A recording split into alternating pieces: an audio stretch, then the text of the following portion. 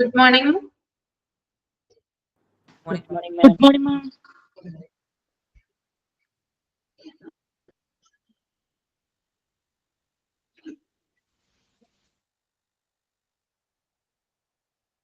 കഴിഞ്ഞ ക്ലാസ്സിൽ നമ്മൾ പറഞ്ഞു നിർത്തിയത് കമ്പാരിസൺ വിത്ത് പേപ്പർ ബേസ്ഡ് റെക്കോർഡ്സ് അല്ലേ? അതുവരെയല്ലേ പറഞ്ഞത്?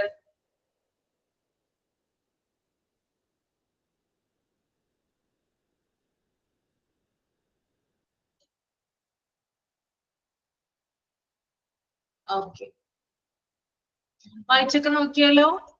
നല്ല പോയിന്റ്സ് ഇമ്പോർട്ടൻസ് ആയിട്ട് പറഞ്ഞു തന്നിട്ടുണ്ടായിരുന്നു കമ്പാരിസൺ വിത്ത് പേപ്പർ ബേസ്ഡ് റെക്കോർഡ്സിൽ. അത് മാത്രം നോക്കിയാൽ മതി കേട്ടോ. അതിന്റെ ക്യാരക്ടറിസ്റ്റിക്സ് എന്തൊക്കെയാണെന്ന് മാത്രം നോക്കിയാൽ മതി. ഓക്കെ, വായിച്ചു നോക്കിയായിരുന്നു? ഇതുവരെ എടുത്തതൊക്കെ വായിച്ചു നോക്കി അന്നൊന്ന് റീഡ് ചെയ്ത് പോകുന്നുണ്ടോ?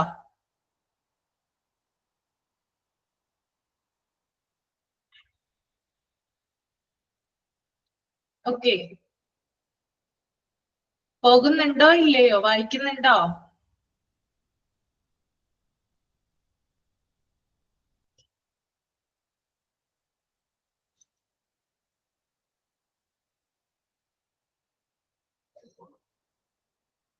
അടുത്തൊരു പോയിന്റ് പറയാനുള്ളത് usefulness of for patients. Okay, sharing their electronic health records with the people who have type 2 diabetes helps them to reduce their blood sugar levels. It is a means of helping people understand their own health condition and making them involved actively in its management. They could also be useful in research, which enables various scientific analysis and novel tools. ഇവിടെ പറയുന്നത് type 2 diabetes ഉള്ള പേഷ്യൻസുമായിട്ട് EMR share ചെയ്യുമ്പോൾ അവർക്ക് blood sugar level അറിയാനായിട്ട് സാധിക്കും, അല്ലെങ്കിൽ reduce ചെയ്യാനായിട്ട് സാധിക്കും എന്നാണ് പറയുന്നത്. നമുക്കറിയാം മെഡിക്കൽ റെക്കോർഡ് എന്ന് പറയുന്നത് പേഷ്യൻസിലേക്ക് എന്ത് ചെയ്യുന്നുണ്ട്? ഷെയർ ചെയ്യപ്പെടുന്നുണ്ട് അല്ലെ? ഓൺലൈൻ വഴി എന്ത് ചെയ്യാം? ഷെയർ ചെയ്യപ്പെടാം. അപ്പോ അവർക്ക് അവരുടെ എന്താണ് അവരുടെ കണ്ടീഷൻ, അവരുടെ ബ്ലഡ് ഷുഗർ ലെവൽ എത്രയാണ്, അതുള്ള ബ്ലഡ് പ്രഷർ, നമ്മൾ നേരത്തെ പറഞ്ഞു റിമോട്ട് പേഷ്യന്റ് മോണിറ്ററിങ്, അതൊക്കെ ഉപയോഗിച്ച് എന്ത് ചെയ്യാം? ആളുകൾക്ക് അളക്കാനായിട്ട് സാധിക്കും പേഷ്യൻസിന്. അപ്പോ ഇതൊരു എന്താ പറയാ ഇലക്ട്രോണിക് ഹെൽത്ത് റെക്കോർഡ് എന്ന് പറയുന്നത് പേഷ്യന്റ് ഒരു ബെനിഫിറ്റ് ആണ്. അതുപോലെ തന്നെ രോഗികൾക്ക് അവരുടെ മെഡിക്കൽ കണ്ടീഷൻ കൈകാര്യം മാനേജ് ചെയ്യാനായിട്ട് സാധിക്കുന്നുണ്ട് ഇലക്ട്രോണിക് ഹെൽത്ത് റെക്കോർഡ് അവരിലേക്ക് ഷെയർ ചെയ്യപ്പെടുന്നതിലൂടെ. അതുപോലെ തന്നെ സയന്റിഫിക് ആയിട്ടുള്ള ഇവാലുവേഷനും റിസർച്ചിനും ഒക്കെ എന്ത് ഉപയോഗിക്കുന്നുണ്ട്? ഈ ഒരു EHR ഉപയോഗിക്കുന്നുണ്ട് കേട്ടോ. അപ്പൊ അതിന്റെ ബെനിഫിറ്റ്സ് ആണ് പറയുന്നത് കേട്ടോ. പേഷ്യന്റിലേക്ക് ഇത് ഷെയർ ചെയ്യപ്പെട്ട് കഴിഞ്ഞാൽ എന്തൊക്കെ ബെനിഫിറ്റ്സ് ആണ് പേഷ്യന്റ് ഉണ്ടാവുക എന്നുള്ളത് മാത്രമാണ് അവിടെ സൂചിപ്പിക്കുന്നത്. ക്ലിയർ ആയെന്ന് കരുതുന്നു കേട്ടോ. Then next one is laboratory information management system. എന്താണ് ലബോറട്ടറി ഇൻഫോർമേഷൻ മാനേജ്മെന്റ് സിസ്റ്റം എന്ന് നമുക്ക് നോക്കാം.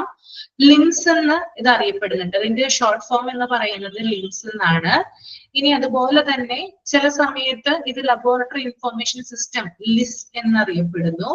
Then laboratory management system LMS എന്നതുകൂടി ഇത് അറിയപ്പെടുന്നുണ്ട്. അപ്പൊ 3 പേരുകളുണ്ട്. ലിംസ്, അതുപോലെ തന്നെ LIS, then LMS. ഇത് 3ഉം ലബോറട്ടറി ഇൻഫോർമേഷൻ സിസ്റ്റത്തെയാണ് സൂചിപ്പിക്കുന്നത്, അല്ലെങ്കിൽ ലബോറട്ടറി ഇൻഫോർമേഷൻ മാനേജ്മെന്റ് സിസ്റ്റത്തെയാണ് സൂചിപ്പിക്കുന്നത്. ഇതിന്റെ എന്താണ് ഇതിന്റെ പ്രവർത്തനം, എന്തിനു വേണ്ടിയിട്ടാണ് ഇത് ഉപയോഗിക്കുന്നത് നമുക്ക് നോക്കാം. LMS is a software based solution with features that give support to a modern laboratory operations. Key features include but are not limited to workflow and data tracking support, flexible architecture and data exchange interfaces, which fully support its use in regulated environments. The features and uses of a LIMS have developed over the years, from simple sample tracking to enterprise resource planning, tool that manages manifold aspects of laboratory informatics. അതായത് laboratory പ്രവർത്തനങ്ങളെ support ചെയ്യാൻ രൂപകൽപ്പന ചെയ്ത software അധിഷ്ഠിത പ്രോഗ്രാമാണ് LIMS എന്ന് പറയുന്നത്. അപ്പൊ LIS എന്നൊക്കെ പറയും ഞാൻ, ഇതൊക്കെ ഒന്ന് തന്നെയാണെന്ന് കരുതി വെക്കുക കേട്ടോ. അപ്പൊ എന്താണ് ലബോറട്ടറി പ്രവർത്തനങ്ങളെ സപ്പോർട്ട് ചെയ്യാനായിട്ട് രൂപകൽപ്പന ചെയ്ത ഒരു സോഫ്റ്റ്വെയർ അധിഷ്ഠിത പ്രോഗ്രാമാണ് യൂസ് എന്ന് പറയുന്നത്. നമ്മുടെ മോഡേൺ ലബോറട്ടറികളിൽ ഈ ഒരു സംവിധാനം ഉപയോഗിച്ചിട്ടാണ് രോഗികളുടെ സാമ്പിൾ കളക്ട് ചെയ്യുന്നത് മുതൽ രോഗികൾക്ക് റിപ്പോർട്ട് കൊടുക്കുന്നതിനുള്ള കാര്യങ്ങൾ മാനേജ് ചെയ്യുന്നത് കേട്ടോ. അതുപോലെ തന്നെ ലബോറട്ടറി വർക്ക് ഫ്ലോ അത് മാനേജ് ചെയ്യുന്നു. ദെൻ ഡാറ്റ ട്രാക്കിംഗ് സപ്പോർട്ട്, രോഗികളുടെ സാമ്പിൾ കളക്ട് ചെയ്യുന്നു, അതിന്റെ ഡാറ്റ ട്രാക്ക് ചെയ്യുന്നു. അതുപോലെ തന്നെ ഫ്ലെക്സിബിൾ ആർക്കിടെക്ചർ എന്ന് പറഞ്ഞാൽ എന്തെങ്കിലും കറക്ഷൻസ് ഒക്കെ ഉണ്ടെങ്കിൽ അത് മാറ്റാനായിട്ട് സഹായിക്കുന്നു. ടെസ്റ്റ് റിസൾട്ടുകളിൽ എന്തെങ്കിലും കറക്ഷൻസ് ഉണ്ടെങ്കിൽ അത് മാറ്റാനായിട്ട് സഹായിക്കുന്നു. ദെൻ ഇമെയിൽസിലൂടെയോ അല്ലെങ്കിൽ ഫോൺ വഴിയോ ഒക്കെ എന്ത് ചെയ്യാൻ സാധിക്കുന്നു, റിപ്പോർട്ടുകൾ എക്സ്ചേഞ്ച് ചെയ്യാനായിട്ട് ഇത് സഹായിക്കുന്നു. അപ്പോൾ ഓവറോൾ ലബോറട്ടറി പ്രവർത്തനങ്ങൾ എവിടെയുള്ള ടോട്ടൽ വർക്ക് ഫ്ലോയെ കൈകാര്യം ചെയ്യുന്നത് ഈ ഒരു സോഫ്റ്റ്വെയർ ആണ്. അതുപോലെ തന്നെ സിമ്പിൾ സാമ്പിൾ ട്രാക്കിംഗ്, അതായത് രോഗികളുടെ ടെസ്റ്റുകളൊക്കെ എവിടം വരെ എത്തിയെന്ന് ചെക്ക് ചെയ്യുന്നു. അതുപോലെ തന്നെ ആ ഒരു ലബോറട്ടറിക്ക് ആവശ്യമായിട്ടുള്ള റിസോഴ്സുകൾ എന്തൊക്കെയാണ് സ്റ്റോക്ക് തീർന്നിട്ടുള്ളത്, അങ്ങനെയുള്ള കാര്യങ്ങളൊക്കെ മാനേജ് ചെയ്യുന്നത് ഈ സോഫ്റ്റ്വെയർ ഉപയോഗിച്ചുകൊണ്ട്. ക്ലിയർ ആണോ? ലബോറട്ടറിയിൽ ഉപയോഗിക്കുന്ന സോഫ്റ്റ്വെയറിനെയാണ് നമ്മൾ ലിംസ് എന്ന് പറയുന്നത് കേട്ടോ. ലബോറട്ടറിയിലെ എല്ലാ പ്രവർത്തനങ്ങളും മാനേജ് ചെയ്യുന്നത് ഈ ഒരു സോഫ്റ്റ്വെയർ വഴിയാണ്. ഓക്കെ, എല്ലാവർക്കും ക്ലിയർ ആണോ? എങ്കിലും യെസ് പറയാം, അല്ലെങ്കിൽ ഒന്ന് തമ്പ് ചെയ്യാം കേട്ടോ. അപ്പൊ എങ്ങനെയാണ് ഇതിന്റെ ഒരു ഫ്ലോ കൊടുത്തിട്ടുണ്ടെന്ന് നോക്കാം നമുക്ക്. എങ്ങനെയാണിത് വർക്ക് ഫ്ലോ വരുന്നത് കേട്ടോ. ഓക്കെ, ആദ്യം സാമ്പിൾ ലോഗിൻ ചെയ്യുന്നു. അതായത് പേഷ്യന്റ് ലബോറട്ടറിയിൽ വരില്ലേ, അപ്പൊ എന്ത് ചെയ്യും, അവര് സാമ്പിൾ എന്താണ്, അവർക്ക് സാമ്പിൾ എന്താണ് എടുക്കേണ്ടത് കറക്റ്റ് ആയിട്ട് കമ്പ്യൂട്ടറിൽ ഈ ഒരു സോഫ്റ്റ്വെയറിൽ ടൈപ്പ് ചെയ്യും. ദെൻ അത് ജോബ് അസൈൻമെന്റിന് കൊടുക്കും. അതായത് ഇപ്പൊ ബ്ലഡ് ആണ് പേഷ്യന്റിന്റെ എടുത്തിട്ടുള്ളതെങ്കിൽ ആ ബ്ലഡിൽ ചിലപ്പോൾ കൗണ്ട് പരിശോധിക്കാനുണ്ടാവാം, അല്ലെങ്കിൽ HB ആയിരിക്കാം, അല്ലെങ്കിൽ അതായത് ബ്ലഡിൽ നിന്ന് മറ്റു കാര്യങ്ങളൊക്കെ പരിശോധിക്കാനായിട്ടുണ്ടാവാം. അപ്പൊ ആ ഒരു ജോലി എന്താണ്, അത് വേർതിരിക്കുന്നു, കമ്പോണൻസിനെ വേർതിരിക്കുന്നതാണ് ഇത് ജോബ് അസൈൻമെന്റ് എന്ന് പറഞ്ഞാല്. ഓക്കെ, ഇത്രയും കാര്യങ്ങൾ ചെയ്തതിന് ശേഷം രോഗി എവിടേക്ക് പോകുന്നുണ്ട്, ഫ്ലബോട്ടമി ഏരിയ അല്ലെ, ലാബിലേക്ക് പോകുന്നുണ്ട്. അതായത് ബ്ലഡ് എടുക്കുന്ന സ്ഥലത്തേക്ക് പോകുന്നു.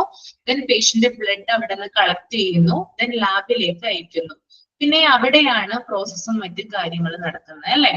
അപ്പൊ നമുക്ക് ഈ ഒരു സോഫ്റ്റ്വെയറിലൂടെ എന്ത് ചെയ്യാം, രോഗിയുടെ ബ്ലഡ് കൊടുത്തിട്ട് എത്ര നേരമായി, എവിടം വരെ എത്തി പരിശോധനകൾ നിന്ന് നമുക്ക് ട്രാക്ക് ചെയ്യാനായിട്ട് സാധിക്കും. അതിനെയാണ് ട്രാക്കിംഗ് പ്രോഗ്രസ് എന്ന് പറയുന്നത്.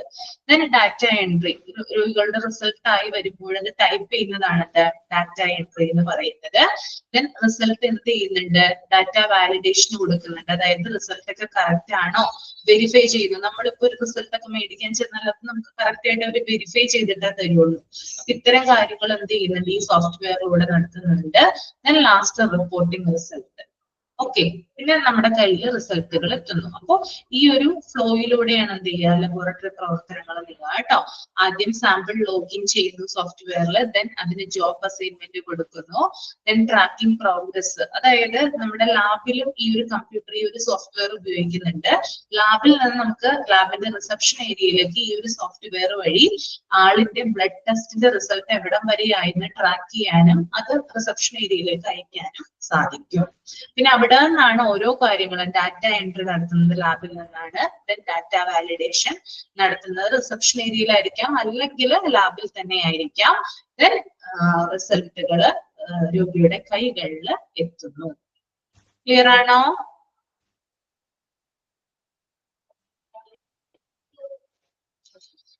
Then അടുത്ത പാരഗ്രാഫ് നോക്കിയേ നിങ്ങൾ. There is no useful definition of the term limbs since it is used to encompass a number of different laboratory informatics components. The spread and the depth of these components is greatly dependent on the limbs implementation itself. All limbs have a workflow component and its some summary data management facilities. But beyond that, there are notable differences in functionality. അതായത് limbs എന്ന് പറയുന്നത് എല്ലായിടത്തും ഒരേപോലെ ഉപയോഗിക്കണം എന്നില്ല ഈ ഒരു software കേട്ടോ. എല്ലായിടത്തും ഇത് ഒരേപോലെ ഉപയോഗിക്കണം എന്നില്ല. അതായത് ലബോറട്ടറിക്ക് അനുസരിച്ച് ഇത് വ്യത്യാസപ്പെടാം. നമ്മൾ ലബോറട്ടറി പഠിച്ചിട്ടുണ്ട് അല്ലെ? അതിനകത്ത് പലതരത്തിലുള്ള ലബോറട്ടറി ഉണ്ട്. ചെറുതുണ്ട്, മീഡിയം ഉണ്ട്, വലുതുണ്ട്. അപ്പോ അവിടുത്തെ പ്രവർത്തനങ്ങൾ അവര് തരുന്ന ഫെസിലിറ്റീസ് എങ്ങനെയാണോ അതിനനുസരിച്ച് ഈ സോഫ്റ്റ്വെയറിൽ വ്യത്യാസം വരാം. അതായത് ചെറിയ ലബോറട്ടറികളിലൊന്നും ചിലപ്പോൾ ഈ ഒരു സോഫ്റ്റ്വെയർ ഉപയോഗിക്കുന്നുണ്ടാവില്ല. എന്നാൽ വലിയ ലബോറട്ടറികളിലേക്ക് നമ്മൾ പോകുമ്പോൾ ഈ ഒരു സോഫ്റ്റ്വെയർ ഉപയോഗിച്ചിട്ടാണ് അവിടുത്തെ എല്ലാ പ്രവർത്തനങ്ങളും നടത്തുക. അപ്പൊ ഇത് കോമൺ ആയിട്ട് എല്ലായിടത്തും ഉപയോഗിക്കുന്നത് നമുക്ക് പറയാനായിട്ട് സാധിക്കില്ല. നമുക്ക് ചില ടെസ്റ്റ് റിസൾട്ടുകൾ നമ്മൾ കണ്ടാലായിട്ട് മനസ്സിലാവും. അതായത് ചില ലബോറട്ടറി റിസൾട്ടുകളിൽ റെഫറൻസ് റേഞ്ച് ഉണ്ടാവില്ല, അല്ലെങ്കിൽ നോർമൽ വാല്യൂ ഉണ്ടാവില്ല. ആളുടെ റിസൾട്ട് മാത്രമേ, അല്ലെങ്കിൽ ആൾക്ക് എത്രയാണ് ആളുടെ കൗണ്ട് അത് എത്ര മാത്രമേ ഉണ്ടാവുള്ളൂ. മറിച്ച് അതിന്റെ റെഫറൻസ് റേഞ്ചോ നോർമൽ വാല്യൂ ഒന്നും തന്നെ ഉണ്ടാവില്ല. എന്നാൽ ചില ലബോറട്ടറികളിൽ എന്തുണ്ടാവും? ഇത്തരത്തിലുള്ള എല്ലാ കാര്യങ്ങളും ആ ഒരു റിസൾട്ടിൽ ഉൾക്കൊള്ളിച്ചിരിക്കും. അത് ലിംസ് എന്ന് പറയുന്ന സോഫ്റ്റ്വെയർ ഉപയോഗിക്കുന്ന ലബോറട്ടറികളിലാണ് എല്ലാ തരം ഡീറ്റെയിൽസും നമുക്ക് ലഭിക്കുന്നത് കേട്ടോ. അപ്പോ അതാണ് അവിടെ ഒരു വ്യത്യാസം വരുന്നത്. Then അടുത്തത് റേഡിയോളജിക്കൽ ഇൻഫോർമേഷൻ സിസ്റ്റം. എന്താണ് റേഡിയോളജിക്കൽ ഇൻഫോർമേഷൻ സിസ്റ്റം എന്ന് നോക്കാം.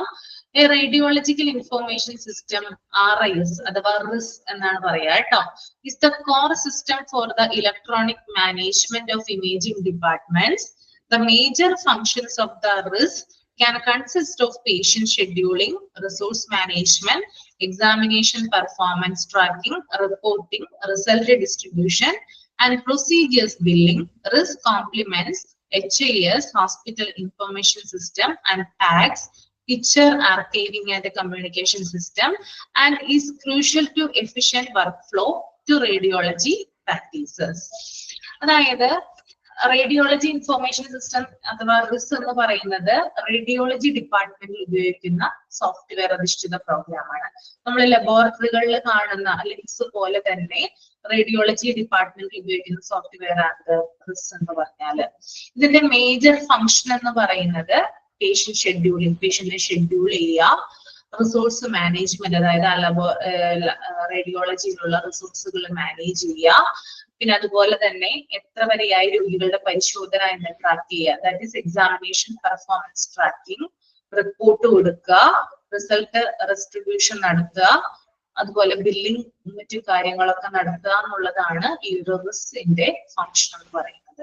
അതായത് HIS-ഉമായിട്ട് കോർ ചെയ്തിട്ടാണ് എന്ത് ചെയ്യുക, ഈ ഒരു റിസ് പ്രവർത്തിക്കുക കേട്ടോ. നമുക്കറിയാലോ HIS എന്ന് പറഞ്ഞാല് ഹോസ്പിറ്റൽ ഇൻഫർമേഷൻ സിസ്റ്റം ആണ്. അത് ഒരു ഹോസ്പിറ്റലില് പർട്ടിക്കുലർ സോഫ്റ്റ്വെയർ ആണ്. അതെടുത്ത് നോക്കിക്കഴിഞ്ഞാൽ, HIS എടുത്ത് നോക്കിക്കഴിഞ്ഞാൽ അതിന്റെ കോറായിട്ട് തന്നെ റിസ് എന്ന് പറയുന്ന ഒരു സോഫ്റ്റ്വെയർ, ഒരു സിസ്റ്റം അവിടെ കാണുന്നുണ്ടാവും. അതിലൂടെയാണ് നമ്മൾ റേഡിയോളജി പ്രവർത്തനങ്ങൾ ഏകോപിപ്പിക്കുന്നത് കേട്ടോ. അപ്പൊ എങ്ങനെയാണ് നമുക്ക് നോക്കാം റേഡിയോളജി പ്രവർത്തനങ്ങൾ ഏകോപിപ്പിക്കുന്നത് കേട്ടോ. ഇത് മൂന്നും, അതായത് HIS, ദെൻ റിസ്, അതുപോലെ തന്നെ പാക്സ്, ഇത് മൂന്നും ഇന്റഗ്രേറ്റ് ചെയ്തുകൊണ്ടാണ് റേഡിയോളജി പ്രവർത്തനങ്ങൾ നടത്തുന്നത്. റിസിന് മാത്രമായിട്ടൊന്നും ചെയ്യാൻ സാധിക്കില്ല, അല്ലെങ്കിൽ HIS-ന് മാത്രമായിട്ടൊന്നും ചെയ്യാൻ സാധിക്കില്ല, പാക്സിന് മാത്രമായിട്ട് ഒന്നും ചെയ്യാൻ സാധിക്കില്ല. ഇത് മൂന്നിന്റെയും കോർഡിനേഷൻ ഉണ്ടെങ്കിൽ മാത്രമാണ് റേഡിയോളജി പ്രവർത്തനങ്ങൾ മുന്നോട്ട് പോവുക. അപ്പൊ താഴെ ഒരു പിക്ചർ കൊടുത്തിട്ടുണ്ട്, അതിനകത്ത് വിശദമായിട്ട് എങ്ങനെയാണ് റേഡിയോളജി പ്രവർത്തനങ്ങൾ എന്ന് കൊടുത്തിട്ടുണ്ട്. അപ്പൊ നോക്കിയാൽ നിങ്ങൾ ഫസ്റ്റ് തന്നെ ഫസ്റ്റ് എന്ന് പറയാ ആ പോയിന്റ് ഉണ്ടല്ലോ, ഹോസ്പിറ്റൽ ഇൻഫോർമേഷൻ സിസ്റ്റം എന്ന് കൊടുത്തിട്ടുണ്ട്. ഞാൻ പറഞ്ഞു ഇതുമായിട്ട് കോർഡിനേറ്റ് ചെയ്തിട്ടാണ് റിസ് പ്രവർത്തിക്കുന്നത്. അതുകൊണ്ട് തന്നെ റേഡിയോളജി സേവനങ്ങൾക്കായിട്ട് HIS-ൽ നിന്നാണ് പ്രോസസ് ആരംഭിക്കുക. ഒരു ഹോസ്പിറ്റലില് റേഡിയോളജി ഫംഗ്ഷൻ ആരംഭിക്കുന്നത് HIS-ൽ നിന്നാണ്. HIS ആണ് ഓർഡറൊക്കെ എങ്ങോട്ട് കൊണ്ടുപോകുന്നത്, RIS-ലേക്ക് അയക്കുന്നത്, റിസിലേക്ക് അയക്കുന്നു. ഇപ്പൊ റേഡിയോളജിയിൽ ഇപ്പൊ ഒരാള് സ്കാൻ ചെയ്യാൻ വന്നു, അല്ലെങ്കിൽ CT എടുക്കാൻ വരുവാണെങ്കിൽ അദ്ദേഹത്തിന്റെ പ്രവർത്തനങ്ങൾ നടത്തുന്നത് എങ്ങനെയാണ്, ആദ്യം HIS-ൽ നിന്ന് പേഷ്യൻസിന്റെ ഇൻഫോർമേഷൻ RIS-ലേക്ക് വിടുന്നു. ഓക്കെ. ദെൻ RIS-ൽ വെച്ചിട്ട് എന്താണ് പേഷ്യന്റിന് ചിലപ്പോൾ CT ആയിരിക്കാം എടുക്കേണ്ടത്, അല്ലെങ്കിൽ MRI ആകാം, എക്സ്റേ ആകാം. ഇത് ഉപയോഗിച്ച് ഇമേജ് പ്രോസസ്സിംഗ് നടത്തുന്നു. അതായത് രോഗിക്ക് MRI-യോ CT അങ്ങനെയുള്ള കാര്യങ്ങളൊക്കെ എടുക്കുന്നു. സ്റ്റോറേജ് ആക്സസിനായിട്ട് ചിത്രങ്ങൾ പാക്സിലേക്ക് അയക്കുന്നു. അപ്പൊ രോഗിക്ക് ചിലപ്പോൾ CT എടുത്തിട്ടുണ്ടാവാം, MRI എടുത്തിട്ടുണ്ടാവാം. ഇതിന്റെ വിവരങ്ങൾ എങ്ങോട്ടാണ് അയക്കുന്നത്? പാക്സിലേക്ക് അയക്കുന്നു. അപ്പൊ പാക്സ് എന്ന് പറയുന്നത് എന്താണ്? ചിത്രങ്ങൾ സ്റ്റോർ ചെയ്യാതെ വെക്കാൻ ഉപയോഗിക്കുന്ന പർട്ടിക്കുലർ ആയിട്ടുള്ള ഒരു സിസ്റ്റമാണ് പാക്സ് എന്ന് പറയുന്നത്. അതിന്റെ ജോലി എന്ന് പറഞ്ഞാല് രോഗിക്ക് എടുത്തിട്ടുള്ള ചിത്രങ്ങൾ, ഇമേജസുകൾ സ്റ്റോർ ചെയ്ത് വെക്കുന്നു. ദെൻ കൂടുതൽ വിശകലനത്തിലായിട്ട് അതൊന്ന് ഇവാലുവേറ്റ് ചെയ്യുന്നു. ചിത്രങ്ങൾക്ക് കറക്റ്റ് ആയിട്ട് കിട്ടിയിട്ടുണ്ടോ എന്നൊക്കെ പാക്സ് ആണ് നോക്കുന്നത്. ദെൻ പാക്സിൽ ഈ ഒരു ചിത്രങ്ങൾ ശേഖരിച്ച ശേഷം റേഡിയോളജിസ്റ്റുകള് റിപ്പോർട്ടിംഗ് വർക്ക് സ്റ്റേഷൻ വഴി ചിത്രങ്ങൾ ആക്സസ് ചെയ്യുന്നു. പിന്നീട് എന്താ ചെയ്യുന്ന? റേഡിയോളജിസ്റ്റുകൾ ഉണ്ടല്ലോ, അവർ എന്ത് ചെയ്യും? ഈ ചിത്രങ്ങള് എന്ത് ചെയ്യുന്നു? റേഡിയോളജി റിപ്പോർട്ടിംഗ് വർക്ക് സ്റ്റേഷൻ വഴി ഈ ചിത്രങ്ങൾ ആക്സസ് ചെയ്യുന്നു. അതുപോലെ ആ ഡാറ്റ ഇവാലുവേറ്റ് ചെയ്യുന്നു. ദെൻ റേഡിയോളജിസ്റ്റുകള് റിപ്പോർട്ടുകൾ ക്രിയേറ്റ് ചെയ്യുന്നു. അപ്പൊ എങ്ങനെയാണ് നമ്മുടെ ഫൈനൽ റിപ്പോർട്ട് നമ്മുടെ മുമ്പിൽ ഈ ഒരു സാധനം കിട്ടുക? ഇപ്പൊ MRI എടുത്തു അല്ലെങ്കിൽ CT എടുത്തു, അതിന്റെ ഫൈനൽ റിപ്പോർട്ട് നമുക്ക് കിട്ടുന്നില്ലേ? ആ കിട്ടുന്നത് ഈ ഒരു പ്രോസസ്സിലൂടെയാണ്. ആദ്യം HIS-ൽ നിന്ന് രോഗിയുടെ വിവരങ്ങള് RIS-ലേക്ക് അയക്കുന്നു. ദെൻ RIS എന്ത് ചെയ്യുന്നുണ്ട്? ഇമേജസ്, അതായത് CT, MRI, എക്സ്റേ ഉപയോഗിച്ച് ഇമേജിംഗ് പ്രോസസ്സ് നടത്തുന്നു. അതുപോലെ തന്നെ ചിത്രങ്ങൾ പാക്സിലേക്ക് അയക്കുന്നു. പാക്സിൽ ചിത്രങ്ങൾ സ്റ്റോർ ചെയ്ത് വെക്കുന്നു. ദെൻ ഇത് റിപ്പോർട്ടിംഗ് വർക്ക് സ്റ്റേഷനിൽ അയക്കുന്നു. റേഡിയോളജിസ്റ്റുകൾ റിപ്പോർട്ട് ക്രിയേറ്റ് ചെയ്യുന്നു. ദെൻ ക്രിയേറ്റ് ചെയ്യുന്ന റിപ്പോർട്ടുകൾ തിരികെ RIS-ലേക്ക് അയക്കുന്നു. ദെൻ എന്ത് ചെയ്യുന്നുണ്ട്? നമ്മുടെ കൈകളിൽ റിപ്പോർട്ടുകൾ ലഭിക്കുന്നുണ്ട്. ഓക്കെ, ക്ലിയർ ആണോ?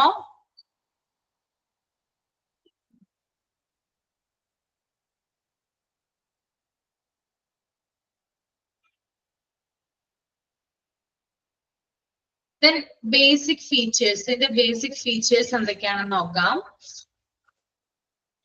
Radiological information system commonly support the following feature. അതായത് ചില features ഉണ്ട് ഇതിന്. ഒന്ന് patient registration and scheduling. Patientന്റെ registration and scheduling ചെയ്യുന്നുണ്ട്. അതുപോലെ പേഷ്യന്റ് ലിസ്റ്റ് മാനേജ്മെന്റ്, പേഷ്യന്റിന്റെ മൊത്തം വിവരങ്ങൾ ഓർഗനൈസ് ചെയ്യുന്നു, മെയിൻറ്റെയിൻ ചെയ്യുന്നു. അപ്പോയിന്റ്മെന്റ് മുതലായവയൊക്കെ കൈകാര്യം ചെയ്യുന്നത് റിസ് ഉപയോഗിച്ചിട്ടാണ്. അതായത് റിസിലേക്ക് വരുന്ന, റേഡിയോളജിയിലേക്ക് വരുന്ന പേഷ്യൻസ് കേട്ടോ. Then modality interface using work list. അതായത് ചില മൊഡാലിറ്റികൾ ഉപയോഗിക്കുന്നുണ്ട്. മൊഡാലിറ്റി എന്ന് പറഞ്ഞാൽ എന്താണെന്ന് നോക്കാം. മൊഡാലിറ്റി ഇന്റർഫേസ് പേഷ്യൻസിനെ കുറിച്ചുള്ള വിവരങ്ങള്, പ്രൊസീജിയേഴ്സിനെ കുറിച്ചുള്ള വിവരങ്ങള് ഹോസ്പിറ്റൽ ഇൻഫർമേഷൻ സിസ്റ്റത്തിൽ നിന്നോ റിസിൽ നിന്നോ ആക്സസ് ചെയ്യാൻ ഉപയോഗിക്കുന്ന സെൻട്രലൈസ്ഡ് ഡാറ്റാബേസ് ആണ് മൊഡാലിറ്റി ഇന്റർഫേസ്. മൊഡാലിറ്റി ഇന്റർഫേസ് ഉപയോഗിച്ചിട്ടാണ് റിസിൽ നിന്നും അതുപോലെ HIS-ൽ നിന്നും ഒക്കെ പേഷ്യന്റിന്റെ പ്രൊസീജിയറും അതുപോലെ തന്നെ വിവരങ്ങളും ഒക്കെ എന്ത് ചെയ്യുന്നത്? ആക്സസ് ചെയ്യുന്നത് കേട്ടോ. അതിനെയാണ് മൊഡാലിറ്റി എന്ന് പറയാം. ഓക്കെ. ദെൻ നാലാമത്തെ point, work flow management within A department of radiology. അതായത് റേഡിയോളജി ഡിപ്പാർട്ട്മെന്റിലെ വർക്ക് ഫ്ലോ മാനേജ്മെന്റ് നടത്തുന്നത് റിസ് ആണ്. Request and document scanning. അതായത് ടെസ്റ്റ് റിക്വസ്റ്റുകൾ ഓർഗനൈസ് ചെയ്യുകയും കൺട്രോൾ ചെയ്യുകയും ചെയ്യുന്നു. അതായത് ആളുകൾ ടെസ്റ്റ് റിക്വസ്റ്റുകളുമായിട്ട് വരുമ്പോൾ അത് കൺട്രോൾ ചെയ്യുന്നു, ദെൻ അത് ഓർഗനൈസ് ചെയ്യുന്നു. ദെൻ റിസൾട്ട് എൻട്രി, അതായത് പേഷ്യൻസിന്റെ റിസൾട്ട് എൻട്രി ചെയ്യുന്നു. Then digital reporting usually using voice recognition. അതായത് അറിയാം നിങ്ങൾക്ക് VR എന്ന് പറഞ്ഞാല്, വോയിസ് റെക്കഗ്നിഷൻ എന്ന് പറഞ്ഞാല് എന്താണ്? സംഭാഷണത്തെ ടെക്സ്റ്റ് ആക്കി മാറ്റുന്ന ടെക്നോളജിയാണ്. അത് റിസിന്റെ ഒരു ഫീച്ചർ ആണ്. നമ്മൾ പറഞ്ഞു കൊടുക്കുന്ന കാര്യങ്ങള് ടെക്സ്റ്റ് ആക്കി മാറ്റിത്തരും. Then printable like patient letters and printed reports. പിന്നെ patient letters ക്രിയേറ്റ് ചെയ്യുന്നു. patient letters എന്ന് പറഞ്ഞാല് രോഗിയുടെ പേര്, അഡ്രസ്, ഏജ്, അതുപോലെ സാമ്പിൾ എടുത്ത ഡേറ്റ്, ഡോക്ടറുടെ ഡേറ്റ്, ഡോക്ടറുടെ പേര്, അങ്ങനെയുള്ള കാര്യങ്ങളൊക്കെ ഇതിനകത്ത് ഉണ്ടാവും, പേഷ്യന്റ് ലെറ്റേഴ്സിൽ ഉണ്ടാവും. അത് ക്രിയേറ്റ് ചെയ്യുന്നത് റിസ് ആണ്. അതുപോലെ പ്രിന്റഡ് ആയിട്ടുള്ള റിപ്പോർട്ട്സ്, നമുക്ക് തരുന്ന പ്രിന്റഡ് റിപ്പോർട്ടുകൾ ഇല്ലേ, അതും എന്താണ്? റിസ് ആണ് ക്രിയേറ്റ് ചെയ്യുന്നത്. Okay. Then result transmission via integration or emailing of clinical report. Then അതുപോലെ തന്നെ ഇമെയിലിലൂടെയൊക്കെ എന്താണ് റിസൾട്ടുകള് എന്താ പറയാ എക്സ്ചേഞ്ച് ചെയ്യുന്നു. ഇമെയിലിലൂടെ രോഗികൾക്ക് ഇമെയിൽ വഴിയൊക്കെ റിസൾട്ടുകൾ അയച്ചു കൊടുക്കുന്നതും റിസ്സാണ്. പേഷ്യന്റ് ട്രാക്കിംഗ് എന്ന് പറഞ്ഞാൽ രോഗികളുടെ ടെസ്റ്റുകൾ എവിടം വരെ എത്തിയെന്ന് പരിശോധിക്കുന്നു അല്ലെങ്കിൽ ട്രാക്ക് ചെയ്യുന്നു. ദെൻ ഇന്ററാക്റ്റീവ് ഡോക്യുമെന്റ് എന്ന് പറഞ്ഞാല് അതായത് റിസർച്ചിനും മറ്റുമൊക്കെ ആയിട്ട് ധാരാളം പേപ്പേഴ്സ് അല്ലെങ്കിൽ റിസുമായി ബന്ധപ്പെട്ടുള്ള രോഗിയുടെ ഡോക്യുമെന്റുമായി ബന്ധപ്പെട്ടുള്ള കാര്യങ്ങള് ചിലപ്പോ ഡോക്ടേഴ്സിനും അതുപോലെ തന്നെ മറ്റു പല സ്റ്റാഫിനായിട്ട് അറിയേണ്ടി വരും. അപ്പോ അത്തരത്തിൽ പേഷ്യന്റിനെ കുറിച്ച് അവരുടെ ഓവറോൾ അവിടെ വരുന്ന എല്ലാ പേഷ്യൻസിന്റെയും ഓവറോൾ കാര്യങ്ങൾ, എത്ര ടെസ്റ്റുകൾ നടത്തി, എത്ര സ്കാനിങ്ങിന് എത്ര പേര് വിധേയരായി, അങ്ങനെയുള്ള ഒരു പൊതുധാരണ കിട്ടുന്നതിന് വേണ്ടിയിട്ടുള്ള ഒരു ഡോക്യുമെന്റ് ക്രിയേറ്റ് ചെയ്യുന്നതാണെന്ത് ഇന്ററാക്റ്റീവ് ഡോക്യുമെന്റ്സ് എന്ന് പറഞ്ഞുകൊണ്ട് ഉദ്ദേശിക്കുന്നത്. ആളുകൾക്ക് സമൂഹം, അതായത് സൊസൈറ്റിക്ക് ഇപ്പൊ ഏതൊരാൾ വന്ന് നോക്കിയാലും അദ്ദേഹത്തിന് ആ ബേസിക് കാര്യങ്ങൾ ഇതിലൂടെ അറിയാനായിട്ട് സാധിക്കും. അത് റിസ്ക് ക്രിയേറ്റ് ചെയ്യുന്നുണ്ട്. then creation of technical files, ചില ടെക്നിക്കൽ ഫയലുകൾ എന്ത് ചെയ്യുന്നുണ്ട്, റിസ്ക് ക്രിയേറ്റ് ചെയ്യുന്നുണ്ട്. then modality and material management, അതായത് എക്സ്റേ എടുക്കുന്ന രീതി എങ്ങനെയാണ്, MRI എടുക്കുന്ന രീതി എങ്ങനെയാണ്, CT എടുക്കുന്ന രീതി, അതൊക്കെ ചെയ്യുന്ന രീതികള് റിസ്ക് ഇവാലുവേറ്റ് ചെയ്യുന്നു. അതുപോലെ തന്നെ അതിനു വേണ്ടി ഉപയോഗിക്കുന്ന എന്താ പറയാ അതായത് എന്തൊക്കെ മെഷീനറീസ് ആണ് ഈ ഒരു സ്കാൻ ചെയ്യാനും അതുപോലെ CT എടുക്കാനും വേണ്ടി ഉപയോഗിക്കുന്നത്, അതിനെ കുറിച്ചുള്ള വിവരങ്ങളൊക്കെ റിസ്ക് സൂക്ഷിക്കുന്നു. ഇതാണ് മൊഡാലിറ്റി ആൻഡ് മെറ്റീരിയൽ മാനേജ്മെന്റ് കേട്ടോ. ദെൻ കൺസെന്റ് മാനേജ്മെന്റ് എന്ന് പറഞ്ഞാല് ലബോറട്ടറിയിൽ നമ്മള് ബ്ലഡ് യൂറിനൊക്കെ കൊടുക്കുമ്പോൾ നമ്മുടെ കാര്യങ്ങളൊന്നും എന്താ പറയാ ഒരു തേർഡ് പാർട്ടി ആക്സസ് ചെയ്യാത്ത രീതിയിൽ പുറത്തോട്ട് പോവില്ല അല്ലെ. ലബോറട്ടറിക്കാർക്കും അതുപോലെ നമ്മൾക്കും മാത്രമാണ് നമ്മുടെ വിവരങ്ങൾ അറിയാനായിട്ട് സാധിക്കുക. അപ്പോ എന്താ പറയാ പുറത്താരും ആക്സസ് ചെയ്യാത്ത രീതിയിൽ പേഷ്യന്റിന്റെ വിവരങ്ങൾ സുരക്ഷിതമായിട്ട് വെക്കുന്നതിനെയാണ് കൺസെന്റ് മാനേജ്മെന്റ് എന്നതുകൊണ്ട് ഉദ്ദേശിക്കുന്നത്. ഓക്കെ, ക്ലിയർ ആണോ? അതധികം ഇമ്പോർട്ടന്റ് അല്ല കേട്ടോ, ജസ്റ്റ് അറിഞ്ഞിരിക്കാൻ മാത്രം പറഞ്ഞു തന്നതാണ്.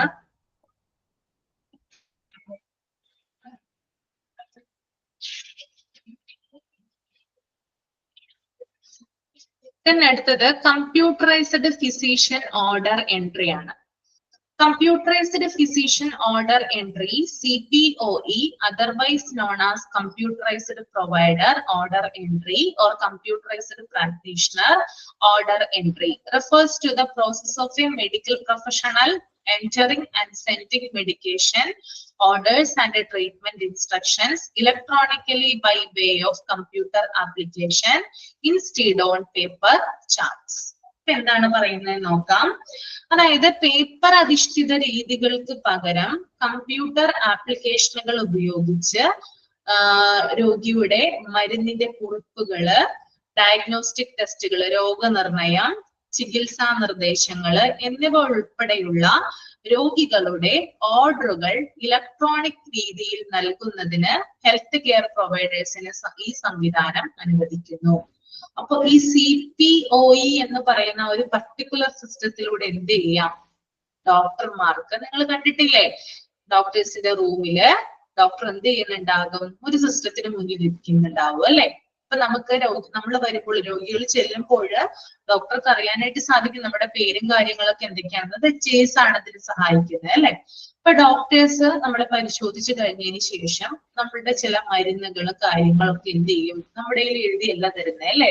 അത് ഒരു സിസ്റ്റം ഉപയോഗിച്ച് അദ്ദേഹം ടൈപ്പ് ചെയ്യുന്നു. എന്തൊക്കെ കാര്യങ്ങളാണ്, രോഗിക്ക് വേണ്ടിയിട്ടുള്ള മരുന്ന് കുറിപ്പുകള്, രോഗിയുടെ രോഗനിർണയം, ടെസ്റ്റുകൾ ചെയ്യുന്നുണ്ടെങ്കിൽ അത്, പിന്നെ ട്രീറ്റ്മെന്റ് അഡ്വൈസുകള്, അത്തരത്തിലുള്ള കാര്യങ്ങൾ ഡോക്ടർ ഇന്ന് ടൈപ്പ് ചെയ്യുന്നത് ഏതൊരു സിസ്റ്റത്തിലൂടെയാണ്, CPOE എന്ന് പറയുന്ന പർട്ടിക്കുലർ സിസ്റ്റത്തിലൂടെയാണ്.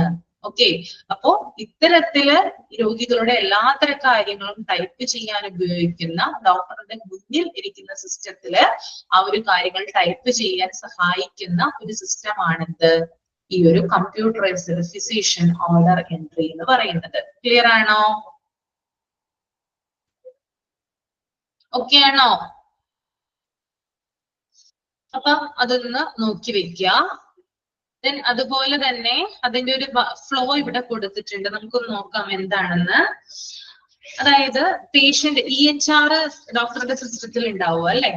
JSL EHR ഉണ്ടാവും, ഇലക്ട്രോണിക് ഹെൽത്ത് റെക്കോർഡ് ഉണ്ടാവും, പേഷ്യന്റ് ഇൻഫോർമേഷൻ ഉണ്ടാകും. ഇപ്പൊ CPOE സിസ്റ്റം ഉപയോഗിച്ചുകൊണ്ട് ഡോക്ടർ ടൈപ്പ് ചെയ്യാണ് ആദ്യം ചെയ്യുക അല്ലെ, അതായത് രോഗിക്ക് വേണ്ട മരുന്നുകൾ, എന്തൊക്കെ ടെസ്റ്റുകളാണ് ചെയ്യേണ്ടത്, അങ്ങനെയുള്ള കംപ്ലീറ്റ് വിവരങ്ങള് എന്ത് ചെയ്യുന്നു, ടൈപ്പ് ചെയ്യുന്നു. ടൈപ്പ് ചെയ്തതിന് ശേഷം ഇത് CDSSലേക്ക് അയക്കുന്നു. ഓക്കെ, CDSSലേക്ക് ട്രാൻസ്ഫർ ചെയ്യുന്നു. എന്തിനാണ് CDSS എന്ന് പറഞ്ഞാല്? ഒന്ന് ഫുൾ ഫോം എഴുതിയെടുത്തോളൂ കേട്ടോ. Clinical decision support system. Clinical decision support system. Clinical decision support system. അപ്പൊ എന്തിനാണ് CDSSലേക്ക് അയക്കുന്നത്? അതായത് ഡോക്ടർ ഇപ്പൊ കുറെ കാര്യങ്ങൾ ടൈപ്പ് ചെയ്തിട്ടുണ്ട്. ചിലപ്പോൾ മരുന്നുകളുടെ പേര്, ഡോസേജ്, അതുപോലെ തന്നെ രോഗി പാലിക്കേണ്ട കാര്യങ്ങള്, പിന്നെ രോഗിക്ക് ചിലപ്പോൾ ബ്ലഡ് ടെസ്റ്റ് ഉണ്ടാവാം, യൂറിൻ ടെസ്റ്റ് ഉണ്ടാവാം, MRI ഉണ്ടാവാം, അങ്ങനെ സകല ഡീറ്റെയിൽസ് എന്ത് ചെയ്യുന്നുണ്ട്, ഈ ഒരു സിസ്റ്റം വഴി ഡോക്ടർ എഴുതി ടൈപ്പ് ചെയ്യുന്നുണ്ട്. ഈ ടൈപ്പ് ചെയ്ത് മൊത്തം കഴിയുമ്പോൾ ഇത് CDSSലേക്ക് അയക്കുന്നു. CDSSലേക്ക് അയക്കുന്നത് ടൈപ്പ് ചെയ്തതിൽ എന്തെങ്കിലും കറക്ഷൻ ഉണ്ടോ എന്ന് നോക്കാൻ വേണ്ടിയിട്ടാണ്. അതായത് എന്തെങ്കിലും കറക്ഷനോ, ഡോക്ടർ ഇപ്പൊ ടൈപ്പ് ചെയ്തതിൽ എന്തെങ്കിലും കറക്ഷനോ, അല്ലെങ്കിൽ ഡോസേജിൽ എന്തെങ്കിലും വ്യത്യാസമോ, മരുന്നിൽ എന്തെങ്കിലും വ്യത്യാസമോ ഒക്കെ ഉണ്ടെങ്കിൽ അത് കറക്റ്റ് ചെയ്യാൻ വേണ്ടിയിട്ടാണ് ക്ലിനിക്കൽ ഡിസിഷൻ സപ്പോർട്ട് സിസ്റ്റത്തിലേക്ക് അയക്കുന്നത്. ദെൻ അത് കറക്റ്റ് ചെയ്തതിന് ശേഷം വീണ്ടും അത് CPOയിലേക്ക് അയക്കുന്നു. ഓക്കെ, അപ്പോ CDSS സിസ്റ്റം എന്ത് ചെയ്യുന്നുണ്ട്, ഡോക്ടർമാരെ ഡിസിഷൻ മേക്കിങ്ങിന് സഹായിക്കുന്നുണ്ട്. അവരെന്തെങ്കിലും തെറ്റ് വരുത്തിയിട്ടുണ്ടോ, അല്ലെങ്കിൽ അവർക്ക് എന്തെങ്കിലും ഒരു ടൈപ്പിങ്ങോ കാര്യത്തിൽ അർത്ഥം സംഭവിച്ചിട്ടുണ്ടോ എന്നൊക്കെ ചെക്ക് ചെയ്യുന്നതിനാണ് ഈ സിസ്റ്റത്തിലേക്ക് അയക്കുന്നത്. സിസ്റ്റം അത് CDSS അത് പരിശോധിച്ചതിന് ശേഷം വീണ്ടും CPOയിലേക്ക് അയക്കുന്നു. ദെൻ അത് ഡോക്ടർ എന്ത് ചെയ്യുന്നുണ്ട്, ഫാർമസിയിലേക്ക് അയക്കാം. മരുന്ന് കുറിപ്പുകളാണെങ്കിൽ ഡോക്ടർ അവരുടെ ചേംബറിന് മുമ്പിൽ ഇരുന്നുകൊണ്ട് ഫാർമസിയിലേക്ക് അയക്കുന്നു, ലബോറട്ടറിയിലേക്ക് അയക്കാം, റേഡിയോളജി സെന്ററിലേക്ക് ഈ വിവരങ്ങൾ അയക്കുന്നു. CPU സിസ്റ്റം വഴിയാണ് ഡോക്ടർ അവരുടെ റൂമിൽ ഇരുന്നു കൊണ്ട് ഇത്തരം കാര്യങ്ങൾ ഫാർമസിയിലേക്കും ലബോറട്ടറിയിലേക്കും റേഡിയോളജി സെന്ററിലേക്കും പാസ് ചെയ്യുന്നത്. ഓക്കെ, വർക്ക് ഫ്ലോ ക്ലിയർ ആണോ? CPOE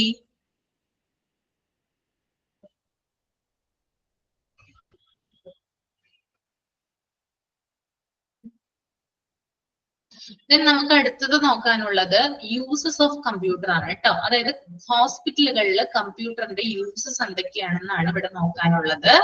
ഫസ്റ്റ് വൺ എന്ന് പറഞ്ഞാല് മെയിൻറ്റെയിൻ പേഷ്യന്റ് ഇൻഫോർമേഷൻ.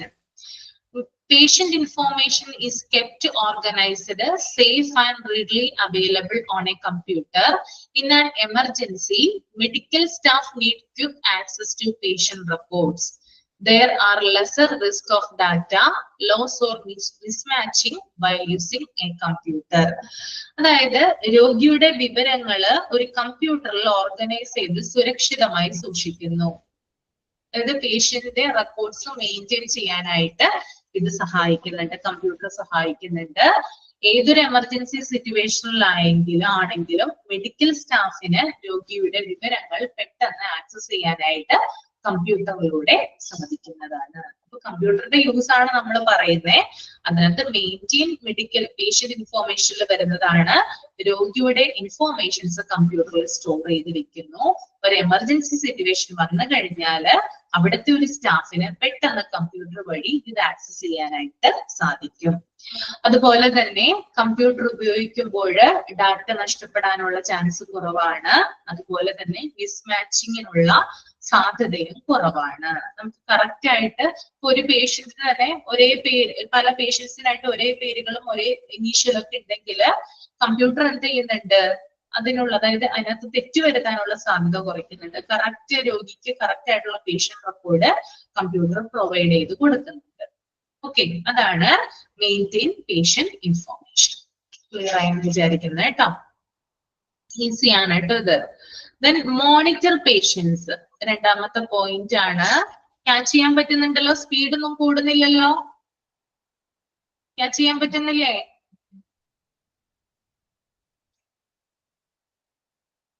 Then അടുത്തത് monitor patients. Okay, hospital now utilize computers to keep track of vital signs such as heart rate and blood pressure. Additionally, the computer monitoring system collects helpful patient data.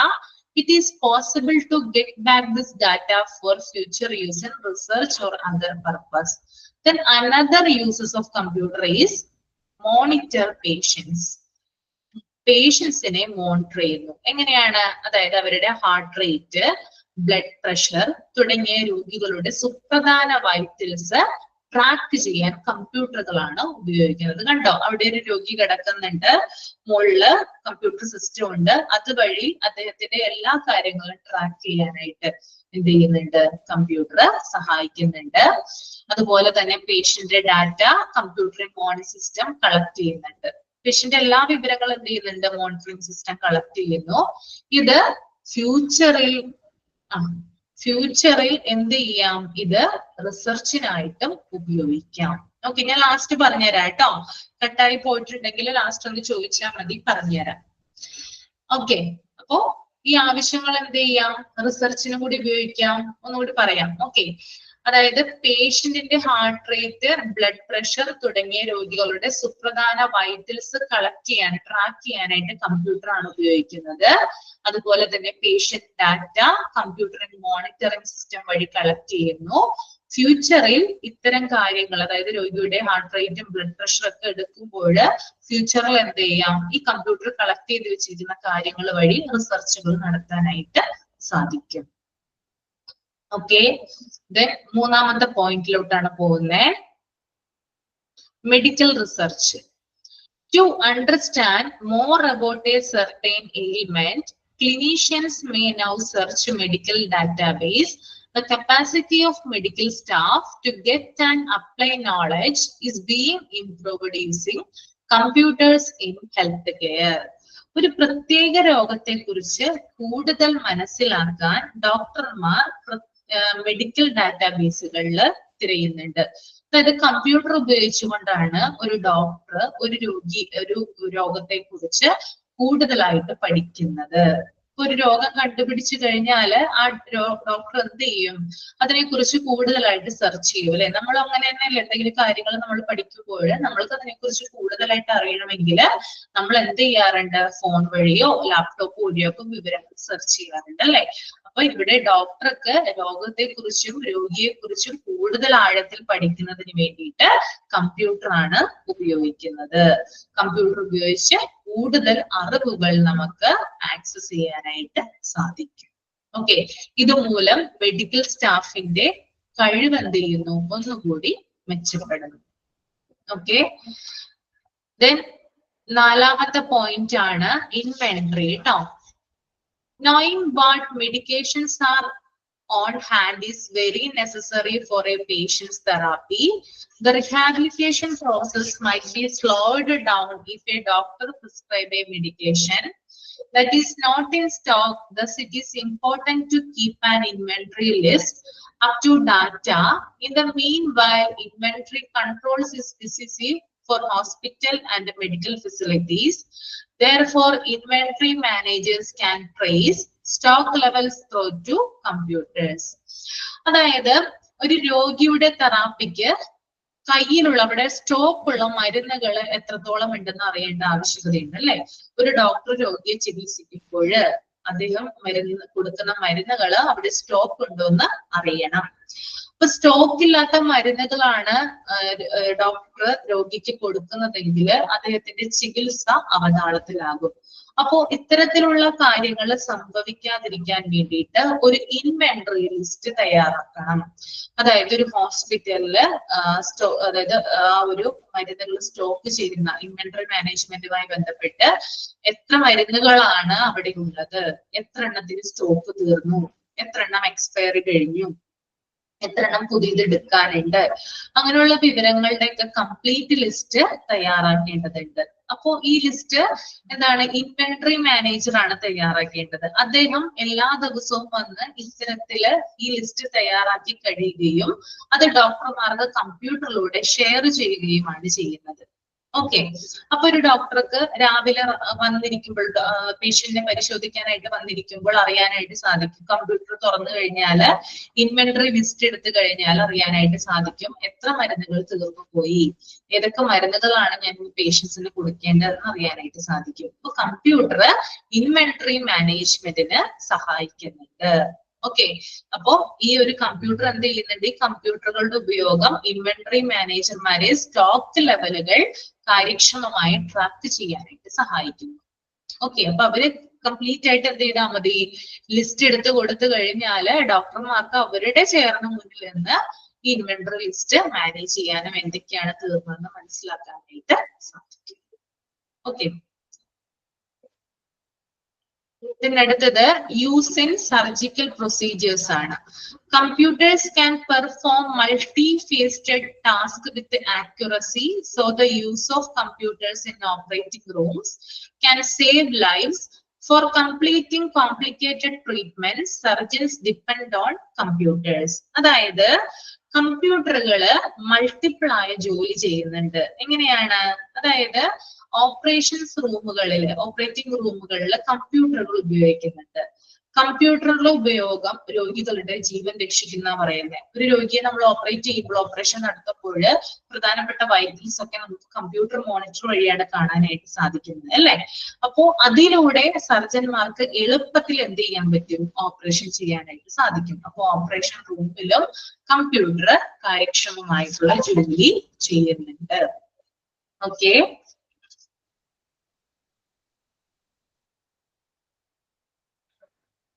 അടുത്തത് use of computer in hospital. അടുത്ത ഒരു use ആണ് medical equipment and imaging. Computers are widely used to operate medical machinery that conducts crucial medical tests, including ultrasonography, CT scan, MRI, blood test, etc. Doctors also utilize computers to display their findings and describe the illness and course of therapy. Computers may be used for 3D modeling and drawing. Ultrasonography, CT scan, MRI, blood test മുതലായ medical പരിശോധനകൾ നടത്തുന്ന medical machinery പ്രവർത്തിപ്പിക്കാൻ computer ഉപയോഗിക്കുന്നു. നമ്മൾക്ക് MRI എടുക്കുന്ന machine, നമ്മൾക്ക് CT എടുക്കുന്നത്, അല്ലെങ്കിൽ എക്സ്റേ, അൾട്രാസോണോഗ്രഫി എടുക്കുന്ന, ഇതൊക്കെ ഇതുമായി ബന്ധപ്പെട്ടിട്ടുള്ള ഉപകരണങ്ങൾ പ്രവർത്തിപ്പിക്കുന്നതിന് വേണ്ടിയിട്ട് കമ്പ്യൂട്ടറാണ് യൂസ് ചെയ്യുന്നത്. ഓക്കെ. അതായത് രോഗിയുടെ രോഗത്തിന്റെ പ്രധാനപ്പെട്ട ഫൈൻഡിങ്സ് ഡോക്ടർ രോഗിക്ക് കാണിച്ചു കൊടുക്കുന്നത് ഇത്തരത്തിലൂടെയാണ്. അതുപോലെ തന്നെ കംപ്ലീറ്റ് ആ രോഗത്തിന്റെ കംപ്ലീറ്റ് ആയിട്ടുള്ള വിവരങ്ങൾ, എങ്ങനെയാണ് ഈ രോഗം വരുന്നത്, എങ്ങനെ ഈ രോഗത്തെ പ്രിവെന്റ് ചെയ്യാം, ഇങ്ങനെയുള്ള കാര്യങ്ങൾ വിഷ്വൽ എഫക്റ്റിലൂടെ കാണിച്ചു കൊടുക്കുന്നതും കമ്പ്യൂട്ടർ വഴിയാണ്. അപ്പൊ ഈ കമ്പ്യൂട്ടറിലൂടെ നമുക്ക് 3D മോഡലിംഗ്, ഡ്രോയിങ് ഒക്കെ ഈ കമ്പ്യൂട്ടർ ഉപയോഗിക്കാം ഈ ഒരു രോഗത്തെ ചിത്രീകരിക്കുന്നതിന് വേണ്ടിയിട്ട്, അല്ലെ? ഫോർ എക്സാമ്പിൾ, ഒരു രോഗിക്ക് എൻഡോസ്കോപ്പി ചെയ്യാണ്. എൻഡോസ്കോപ്പി ചെയ്യുമ്പോൾ ആ രോഗിക്ക് എന്ത് കാണാം? അദ്ദേഹത്തിന്റെ വയറിനുള്ളിലെ കാര്യങ്ങളൊക്കെ കാണാനായിട്ട് സാധിക്കും, അല്ലെ? എന്തിലൂടെയാണ്? കമ്പ്യൂട്ടർ വഴിയാണ്. അപ്പോ ഒരു രോഗിയുടെ രോഗത്തെ കുറിച്ചിട്ടുള്ള കംപ്ലീറ്റ് ആയിട്ടുള്ള ഡീറ്റെയിൽസ് ഡോക്ടർ രോഗിക്ക് അവെയർ ചെയ്ത് കൊടുക്കുന്നത് ഇതിലൂടെയാണ്, ഈ ഒരു കമ്പ്യൂട്ടറിലൂടെയാണ്. പലതരത്തില് 3D മോഡലിംഗ്, അതുപോലെ ഡ്രോയിങ്സ് ഒക്കെ ഉപയോഗിച്ചുകൊണ്ട് രോഗത്തെ നമുക്ക് കൂടുതലായിട്ട് ഡീറ്റെയിൽസ് ആയിട്ട് പ്രസന്റ് ചെയ്യാനായിട്ട് ഇതിലൂടെ സാധിക്കുന്നതാണ്. ക്ലിയർ ആണോ? ഇത്രയും എടുത്തതിൽ എന്തെങ്കിലും ഡൗട്ട് ഉണ്ടോ? ഓക്കെ അല്ലേ?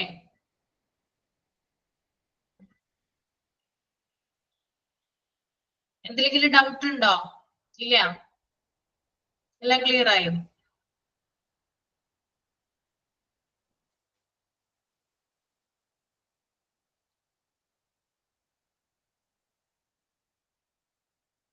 അടുത്തത് കമ്മ്യൂണിക്കേഷൻ ആണ്. The use of computers four communication among us healthcare professionals helps the staff and makes their job easier because they are sometimes bit busy. Healthcare staff can communicate in real-time chat on a computer to share important information. It is preferable to receive text or post-it notes. അതായത് കമ്മ്യൂണിക്കേഷന് സഹായിക്കുന്നുണ്ട് computer. ഒരു ഹോസ്പിറ്റലില് രോഗിയും ഡോക്ടറും അതുപോലെ തന്നെ മറ്റ് സ്റ്റാഫുകളും തമ്മിൽ വിവരങ്ങൾ കൈമാറാനായിട്ട് കമ്പ്യൂട്ടർ ഉപയോഗിക്കുന്നുണ്ട്. പ്രധാനപ്പെട്ട വിവരങ്ങൾ, ഒരു ഡോക്ടർ ഇപ്പൊ തിരക്കിലായിരിക്കുന്ന ഒരു സമയത്താകാം, പെട്ടെന്ന് അവിടെ ഇരിക്കുന്ന സ്റ്റാഫുകൾക്ക് ഡോക്ടറുടെ റൂമിലോ ഡോക്ടർക്ക് സ്റ്റാഫുകളുടെ അടുത്തോ ചെല്ലാൻ പറ്റാത്ത ഒരു അത്രയധികം തിരക്കുള്ള സമയത്ത് കമ്പ്യൂട്ടറുകൾ ഉപയോഗിച്ചിട്ടാണ് പലതരത്തിലുള്ള ഇൻഫോർമേഷനും ഡോക്ടർക്ക് കൊടുക്കുന്നത്, അല്ലെങ്കിൽ ഡോക്ടർ സ്റ്റാഫുകൾക്ക് കൊടുക്കുന്നത്. അപ്പൊ അങ്ങനെ ഇൻഫോർമേഷൻസ് എന്താണ് എക്സ്ചേഞ്ച് ചെയ്യാനായിട്ട് ഈ ഒരു കമ്പ്യൂട്ടർ ഉപയോഗിക്കുന്നുണ്ട്. ഓക്കെ, അടുത്തത് telemedicine ആണ്. The act of treating patients remotely while neither the patient nor the practitioner is present physically is considered to be telemedicine. Doctors may now connect with the patients and other medical personnel thanks to computers and cell phones. During natural calamities, telemedicine is crucial as well. അതായത് physically present ആകാതെ ദൂരെ നിന്ന് രോഗികളെ പരിചരിക്കുന്ന രീതി നമുക്ക് ടെലിമെഡിസിനിലൂടെ സാധിക്കുന്നതാണ്. രോഗികളുമായും മറ്റു ഡോക്ടർമാരുമായും നമുക്ക് കമ്പ്യൂട്ടർ വഴി എന്ത് ചെയ്യാം, കോൺഫറൻസുകളൊക്കെ നടത്താവുന്നതാണ് അല്ലെ. നിങ്ങൾ കണ്ടിട്ടുണ്ടല്ലോ, അവിടെ ഒരു പിക്ചർ കാണിക്കുന്നുണ്ട്, ഒരു ഡോക്ടർ മറ്റുള്ള ഡോക്ടർമാർ ചേർന്നിട്ട് ചർച്ച നടത്തുകയാണ്. അത് കമ്പ്യൂട്ടർ വഴിയാണ് സാധിക്കുന്നത്. അപ്പോ ഇത്തരത്തിലുള്ള സഹായങ്ങൾ അല്ലെങ്കിൽ ഇത്തരത്തിലുള്ള സർവീസുകൾ ആര് ചെയ്യുന്നുണ്ട്, കമ്പ്യൂട്ടർ ചെയ്യുന്നുണ്ട്. ഇപ്പൊ രോഗി ആയിക്കോട്ടെ മറ്റു ഡോക്ടർമാരായിക്കോട്ടെ അവർക്ക് തമ്മിൽ കമ്മ്യൂണിക്കേറ്റ് ചെയ്യാനുള്ള ഒരു ചാൻസ് കമ്പ്യൂട്ടർ നൽകുന്നുണ്ട്. പിന്നെ ഡിസാസ്റ്റർ സമയത്തൊക്കെ ആണെങ്കിൽ എന്താണ് കൂടുതൽ ഹെൽപ്ഫുൾ ആകുന്നുണ്ട്. കാരണം നമുക്ക് ചെല്ലാനായിട്ട് സാധിക്കുന്നില്ലെങ്കിൽ എന്ത് ചെയ്യാം, നമുക്ക് നമ്മുടെ സ്ഥലത്തിരുന്നുകൊണ്ട് മറ്റുള്ളവരുമായിട്ട് കണക്ട് ചെയ്യാനായിട്ട് സാധിക്കും. That is telemedicine. The next one, customer service ആണ്. Hospitals now use automatic system like artificial intelligence (AI) to provide regular customer services to the patients, such as payments, making demands and complaints. ആശുപത്രികളിൽ ഇപ്പോൾ AI, അതായത് artificial intelligence പോലുള്ള automatic സംവിധാനങ്ങൾ ഉപയോഗിച്ച് രോഗികൾക്ക് customer service നൽകുന്നു. അപ്പോ AI ഉപയോഗിച്ചിട്ടുള്ള കാര്യങ്ങൾ രോഗികൾക്ക് സർവീസ് കൊടുക്കുന്നത് കമ്പ്യൂട്ടർ ഉപയോഗിച്ചിട്ടാണ്. Okay, then online payment. Hospital now make use of online payment portals to help patients to pay their hospital bills online. This decreases the chances of errors and the task is performed in less time. Online payment നടത്തുന്നതിന് എന്താണ് online payment portal ഉപയോഗിക്കുന്നത് കമ്പ്യൂട്ടറുകളിലൂടെയാണ്. അതിലൂടെ errors കുറയ്ക്കാനും കുറഞ്ഞ സമയം കൊണ്ട് കൂടുതൽ കാര്യം ചെയ്യാനായിട്ട് സാധിക്കും. അതും കമ്പ്യൂട്ടറിന്റെ ഒരു ബെനിഫിറ്റ് ആണ്. ഓക്കെ, ഇനി അടുത്തത് ഹെൽത്ത് ഇൻഫോർമേഷൻ മാനേജർ ആണ്. അദ്ദേഹത്തിന്റെ പ്രധാനപ്പെട്ട കാര്യം മാത്രം നമ്മൾ നോക്കി വെച്ചാൽ മതി. കുറച്ച് റെസ്പോൺസിബിലിറ്റീസ് കൊടുത്തിട്ടുണ്ട്, അത് അത്ര ഇമ്പോർട്ടന്റ് അല്ല. നമുക്കൊന്ന് നോക്കാം ആരാണ് ഈ ഹെൽത്ത് ഇൻഫോർമേഷൻ ഓഫീസർ എന്ന് കേട്ടോ. Health information manager. Health Information Manager (HIM) organize, oversee and protect patient health information data, which includes symptoms, diagnosis, medical histories, test results and procedures. The exact job description relies on the professional job title. However, there are some daily tasks that most health information managers do. അതായത് രോഗിയുടെ symptoms, diagnosis, പേഷ്യന്റിന്റെ medical histories, test റിസൾട്ടുകള്, പേഷ്യന്റിന് നൽകിയിരിക്കുന്ന procedures എന്നിവ ഉൾപ്പെടുന്ന രോഗിയുടെ ആരോഗ്യ വിവര ഡാറ്റ, അതായത് രോഗിയുടെ ഹെൽത്ത് ഇൻഫോർമേഷൻ മാനേജർ, അതായത് ഒരു ഹെൽത്ത് ഇൻഫോർമേഷൻ മാനേജർ ഓർഗനൈസ് ചെയ്യുകയും അതിന് മേൽനോട്ടം വഹിക്കുകയും പ്രൊട്ടക്ട് ചെയ്യുകയും ചെയ്യുന്നു. അപ്പൊ ഹെൽത്ത് ഇൻഫോർമേഷൻ മാനേജർ എന്ന് പറഞ്ഞാല് ഹെൽത്ത് ഇൻഫോർമേഷൻ ഡിപ്പാർട്ട്മെന്റ് ഉണ്ട്. അതായത് ഈ ഒരു HIS അതുപോലെ ലിൻസ് ഇതുമായിട്ടൊക്കെ കണക്ട് ചെയ്ത് പ്രവർത്തിക്കുന്ന ഒരു പ്രത്യേക ഡിപ്പാർട്ട്മെന്റ് ആണ്. അവിടെ ഇരിക്കുന്ന ഒരു വ്യക്തിയാണ് ആര്, ഹെൽത്ത് ഇൻഫോർമേഷൻ മാനേജർ എന്ന് പറയുന്നത്. അപ്പൊ ഇയാളുടെ ഡ്യൂട്ടി എന്ന് പറയുന്നത് രോഗിയുടെ ഹെൽത്ത് ഇൻഫോർമേഷൻ ഡാറ്റ ഉണ്ടല്ലോ അത് പ്രൊട്ടക്ട് ചെയ്യുക, അതുപോലെ അത് ഓർഗനൈസ് ചെയ്യുക, അതുപോലെ അത്തരത്തിലുള്ള ഡാറ്റാസിന് സൂപ്പർവിഷൻ കൊടുക്കുക. ഇതാണ് ഇദ്ദേഹത്തിന്റെ പ്രധാന ജോലി എന്ന് പറയുന്നത് കേട്ടോ. രോഗികളുടെ ആ ഒരു ഡേറ്റ, ആരോഗ്യ വിവരങ്ങൾ പ്രൊട്ടക്ട് ചെയ്യുക, സൂപ്പർവിഷൻ കൊടുക്കുക, ദെൻ അത് ഓർഗനൈസ് ചെയ്യുക. ഓക്കെ, ഇപ്പൊ ഹെൽത്ത് ഇൻഫോർമേഷൻ ഡാറ്റയിലെ എല്ലാ വിവരങ്ങളും ഉണ്ടാവുമല്ലേ പേഷ്യൻസിന്റെ. അപ്പൊ അതുമായി ബന്ധപ്പെട്ടുള്ള കാര്യങ്ങളൊക്കെ സൂപ്പർവിഷൻ കൊടുക്കുന്നതും ആ ഫയൽ പ്രൊട്ടക്ട് ചെയ്യുന്നതൊക്കെ ഇദ്ദേഹത്തിന്റെ ജോലിയാണ്. ക്ലിയർ ആണോ? ഹെൽത്ത് ഇൻഫോർമേഷൻ മാനേജർ ക്ലിയർ ആണോ? ഓക്കെ, അതാണ് അദ്ദേഹത്തിന്റെ ജോലി. ഇനി ചില റെസ്പോൺസിബിലിറ്റീസ് കൊടുത്തിട്ടുണ്ട്. Duties of health information manager: establish health information system and processes to ensure the complete and accurate documentation of medical records. അതായത് കൃത്യമായ മെഡിക്കൽ ഡോക്യുമെന്റേഷൻ ഉറപ്പാക്കുന്നത് ആരാണ്? ഹെൽത്ത് ഇൻഫോർമേഷൻ മാനേജർ ആണ്. അതായത് കൃത്യമായിട്ടുള്ള ഡോക്യുമെന്റിനെ സംബന്ധിച്ച് ആ ഡോക്യുമെന്റ് ഒക്കെ ആക്യുറേറ്റ് ആണോ, അത് കൃത്യമാണോ എന്നൊക്കെ ഉറപ്പുവരുത്തുന്നത് ഇദ്ദേഹത്തിന്റെ ഡ്യൂട്ടിയാണ്. രണ്ടാമത്തത്, work with the various medical staff including nurses and doctors to enhance the quality and accuracy of patient information. രോഗികളുടെ വിവരങ്ങളുടെ ഗുണനിലവാരം വർദ്ധിപ്പിക്കുന്നതിന് നഴ്സുമാരും ഡോക്ടർമാരും ഉൾപ്പെടെ വിവിധ മെഡിക്കൽ സ്റ്റാഫുകളുമായിട്ട് പ്രവർത്തിക്കുക. അതായത് അദ്ദേഹം പ്രൊട്ടക്ട് ചെയ്യുന്ന രോഗിയുടെ വിവരങ്ങള് അതിന്റെ ഗുണനിലവാരം വർദ്ധിപ്പിക്കുന്നതിന് വേണ്ടിയിട്ട് നഴ്സുമാരുമായിട്ടും മറ്റ് സ്റ്റാഫുകളുമായിട്ടും ഡോക്ടർമാരുമായിട്ടൊക്കെ കോർഡിനേറ്റ് ചെയ്യുക. മൂന്നാമത്തെ point, code or collaborate with coders to ensure secure and bug-free system for controlling health information. Health information control ചെയ്യുന്നതിന് വേണ്ടിയിട്ട് പ്രത്യേകതരം കോഡുകൾ എന്ത് ചെയ്യുക, ഉപയോഗിക്കുക. അതായത് നമുക്കറിയാം ഹെൽത്ത് ഇൻഫോർമേഷൻ സിസ്റ്റത്തിൽ, അതായത് രോഗിയുടെ ആരോഗ്യ വിവരങ്ങൾ സംബന്ധിച്ച കാര്യങ്ങളിൽ എന്താണ് ചില കോഡുകളൊക്കെ ഉപയോഗിക്കുന്നുണ്ട്. പ്രത്യേക രോഗങ്ങൾക്ക്, പ്രത്യേക മരുന്നുകൾക്കൊക്കെ നമ്മൾ കോഡുകളൊക്കെ ഉപയോഗിക്കാറുണ്ട്. അപ്പൊ ഇത്തരത്തിലുള്ള കോഡുകൾ ഉപയോഗിച്ചിട്ട് എന്താ പറയാ, രോഗിയുടെ ഹെൽത്ത് ഇൻഫോർമേഷൻ പ്രൊട്ടക്ട് ചെയ്യാന്നുള്ളത് ഈ ഒരു ഹെൽത്ത് ഇൻഫോർമേഷൻ മാനേജറുടെ ഡ്യൂട്ടിയാണ്. നാലാമത്തെ point, make regular audits to ensure the health information department techniques and process comply with the guidelines as well as federal and state laws. അതുപോലെ തന്നെ ഹെൽത്ത് ഇൻഫോർമേഷൻ ഡിപ്പാർട്ട്മെന്റുമായി ബന്ധപ്പെട്ട് regular ആയിട്ടുള്ള ഓഡിറ്റുകൾ കണ്ടക്ട് ചെയ്യുക. ഈ ഓഡിറ്റുകൾ കണ്ടക്ട് ചെയ്യേണ്ടത് അവിടെ പറഞ്ഞിരിക്കുന്ന ചില നിയമാവലികളുടെ, ചില ലോസ് ആൻഡ് റെഗുലേഷൻസിന്റെ അടിസ്ഥാനത്തിലാണ്. അപ്പൊ എവിടെയാണ് ഓഡിറ്റ് നടത്തേണ്ടത്? ഹെൽത്ത് ഇൻഫോർമേഷൻ ഡിപ്പാർട്ട്മെന്റ് റെഗുലർ ഓഡിറ്റുകൾ കണ്ടക്ട് ചെയ്യേണ്ടത് ഹെൽത്ത് ഇൻഫോർമേഷൻ മാനേജർ ആണ്. Then അഞ്ചാമത്തെ point, cooperate with the complaints officer that regularly track audits and denials from third party auditors and insurance companies and find trends in the data. അതുപോലെ തന്നെ complaints ഓഫീസറുമായിട്ട് പ്രവർത്തിക്കുക. Health information ഡിപ്പാർട്ട്മെന്റിൽ ഒരു complaints officer ഉണ്ട്. അദ്ദേഹമാണ് health ഇൻഫോർമേഷനുമായി ബന്ധപ്പെട്ടിട്ടുള്ള രോഗികളുടെ കംപ്ലൈന്റുകൾ, റിക്വസ്റ്റുകളൊക്കെ access ചെയ്യുന്നത്. അപ്പൊ അദ്ദേഹവുമായി പ്രവർത്തിച്ചിട്ട് എന്താണ്, പുറത്തു നിന്നുള്ള ഇതുമായി ബന്ധപ്പെട്ടിട്ടുള്ള ചില ഡാറ്റാസ് ഉണ്ട്. മറ്റ് ഡിപ്പാർട്ട്മെന്റിൽ നിന്ന് നമുക്ക് ഈ ഒരു ഹെൽത്ത് ഇൻഫോർമേഷൻ ഡിപ്പാർട്ട്മെന്റുമായി പ്രവർത്തിച്ചാൽ പല ഡാറ്റാസ് ഒക്കെ അവൈലബിൾ ആകും. അപ്പോ അത്തരത്തിലുള്ള റിപ്പോർട്ടുകളൊക്കെ പരിശോധിക്കുന്നു. തേർഡ് പാർട്ടി ഓഡിറ്റേഴ്സ്, അതായത് പുറത്തു നിന്നുള്ള ആളുകൾ തരുന്ന ഓഡിറ്റ് റിപ്പോർട്ടുകൾ പരിശോധിക്കുന്നു. അതുപോലെ തന്നെ ഇൻഷുറൻസ് കമ്പനികളിൽ നിന്ന് രോഗികൾക്ക് എന്തെങ്കിലും റിജക്ഷൻ വന്നു കഴിഞ്ഞാൽ അതുമായി ബന്ധപ്പെട്ടിട്ടുള്ള കാര്യങ്ങളൊക്കെ അനലൈസ് ചെയ്യുന്നത് ഹെൽത്ത് ഇൻഫോർമേഷൻ മാനേജറാണ്. The last point, organize and analyze health information for better utilization process, improvement, preparing reports and research purposes.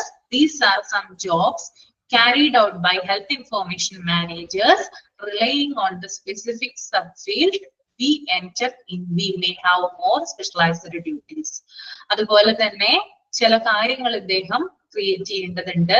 അതായത് ഈ ഒരു ഹെൽത്ത് ഇൻഫോർമേഷന്റെ ബെറ്റർ യൂട്ടിലൈസേഷന് വേണ്ടിയിട്ട് റിപ്പോർട്ടുകൾ പ്രിപ്പയർ ചെയ്യുക, റിസർച്ച് പർപ്പസിനായിട്ടുള്ള റിപ്പോർട്ടുകൾ ക്രിയേറ്റ് ചെയ്യുക, അങ്ങനെയുള്ള കാര്യങ്ങളൊക്കെ ആരാണ് ചെയ്യേണ്ടത്? ഹെൽത്ത് ഇൻഫോർമേഷൻ മാനേജർ ആണ്. ഇനി പറയുന്ന രീതിയിലല്ലാതെ കുറച്ചും കൂടി എക്സ്റ്റൻഡ് ആയിട്ടുള്ള ഡ്യൂട്ടീസും ഇദ്ദേഹത്തിന് കൊടുക്കുന്നുണ്ട്. ഹെൽത്ത് ഇൻഫോർമേഷൻ മാനേജർ പറഞ്ഞാല് ഇത്തരത്തിലുള്ള ഡ്യൂട്ടീസ് മാത്രമല്ല, കുറച്ചധികമായിട്ടുള്ള ഡ്യൂട്ടീസും വരാറുണ്ടെന്നും കൂടി ഇവിടെ പറഞ്ഞു വെക്കുന്നുണ്ട്. ഓക്കെ, ക്ലിയർ ആണോ? ഇത്രയും കാര്യങ്ങൾ പറഞ്ഞത് ക്ലിയർ ആണോ? ഓക്കെ, അഞ്ചാമത്തെ പോയിന്റ് ഒന്നുകൂടെ പറഞ്ഞത്. എന്താണ് അഞ്ചാമത്തെ പോയിന്റ് ഒന്നുകൂടെ പറഞ്ഞു? അഞ്ചാമത്തെ പോയിന്റ്. ഓക്കെ, അതായത് ഹെൽത്ത് ഇൻഫോർമേഷൻ ഡിപ്പാർട്ട്മെന്റിൽ ഒരു കംപ്ലൈന്റ്സ് ഓഫീസർ ഉണ്ട്. അദ്ദേഹമാണ് ഹെൽത്ത് ഇൻഫോർമേഷനുമായി ബന്ധപ്പെട്ട്, രോഗികളുടെ ഹെൽത്ത് ഇൻഫോർമേഷനുമായി ബന്ധപ്പെട്ടിട്ട് എന്തെങ്കിലും റിക്വസ്റ്റുകളോ കംപ്ലൈന്റുകളോ ഒക്കെ ഉണ്ടെങ്കിൽ പരിശോധിക്കുക. അപ്പൊ അദ്ദേഹമായിട്ട് കോർഡിനേറ്റ് ചെയ്യുക. കൂടാതെ പുറത്തു നിന്നുള്ള ഓഡിറ്റ് റിപ്പോർട്ടുകൾ ഉണ്ട്, അല്ല ഇദ്ദേഹം തയ്യാറാക്കുന്നത് കൂടാതെ മറ്റ് ഡിപ്പാർട്ട്മെന്റിൽ അല്ലെങ്കിൽ ഒരു തേർഡ് പാർട്ടി പുറത്ത്, ആ ഓർഗനൈസേഷന് പുറത്തുള്ള ആളുകളും ഇതിനെക്കുറിച്ച് ഓഡിറ്റ് റിപ്പോർട്ടുകൾ തയ്യാറാക്കാം. നമ്മൾ ഓഡിറ്റ് പഠിച്ചിട്ടില്ലേ, എക്സ്റ്റേണൽ ഓഡിറ്റ്. അപ്പൊ അങ്ങനെ തയ്യാറാക്കുമ്പോൾ അങ്ങനെയുള്ള കാര്യങ്ങൾ പരിശോധിക്കുന്നതും, കൂടാതെ ഇൻഷുറൻസ് കമ്പനിയില് പേഷ്യന്റിന് എന്തെങ്കിലും റിജക്ഷൻ വരുവാണെങ്കിൽ, ഇൻഷുറൻസ് പോളിസി ഉള്ള ആളാണ്, പെട്ടെന്ന് ഇൻഷുറൻസ് ആ ഒരു സ്ഥാപനം അദ്ദേഹത്തിന്റെ ഇത് ഇൻഷുറൻസ് എന്താ പറയാ റിജക്ട് ചെയ്യാണെന്ന് വിചാരിക്കാം. അപ്പൊ എന്തുകൊണ്ടാണ് അത് റിജക്ട് ചെയ്തത്, അങ്ങനെയുള്ള കാര്യങ്ങളൊക്കെ പരിശോധിക്കുന്നതും ആരാണ്? ഈ ഒരു ഹെൽത്ത് ഇൻഫോർമേഷൻ മാനേജറാണ്. ക്ലിയർ ആണോ?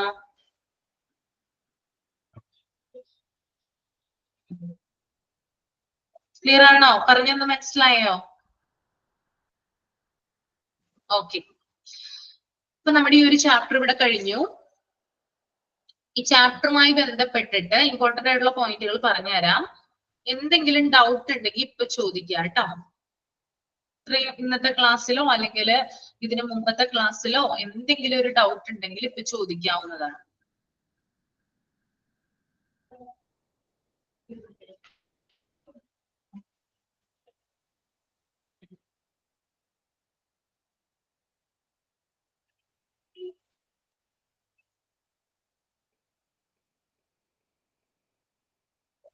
ടെലിമെഡിസിൻ എന്ന് പറഞ്ഞാല് നമ്മള് രോഗികളുമായിട്ട് കമ്മ്യൂണിക്കേറ്റ് ചെയ്യുന്നു കമ്പ്യൂട്ടറിലൂടെ, അതുപോലെ തന്നെ ഡോക്ടേഴ്സുമായിട്ടൊക്കെ കോൺഫറൻസ് നടത്തുന്നു.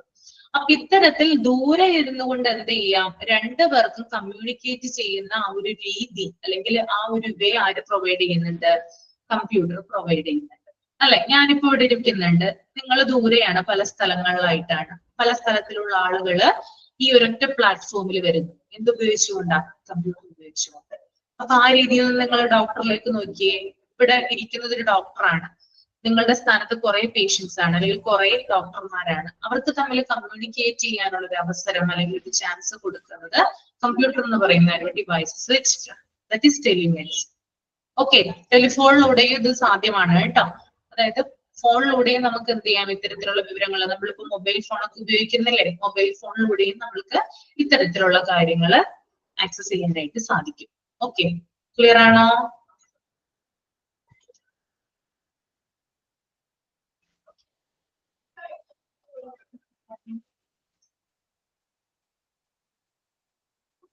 ഇമ്പോർട്ടന്റ് ആയിട്ടുള്ള പോയിന്റുകള്, ഹിപ്പ എന്ന് പറയുന്ന ഒരു പോയിന്റ് അണ്ടർലൈൻ ചെയ്ത് വെക്കുക കേട്ടോ. HIPAA law,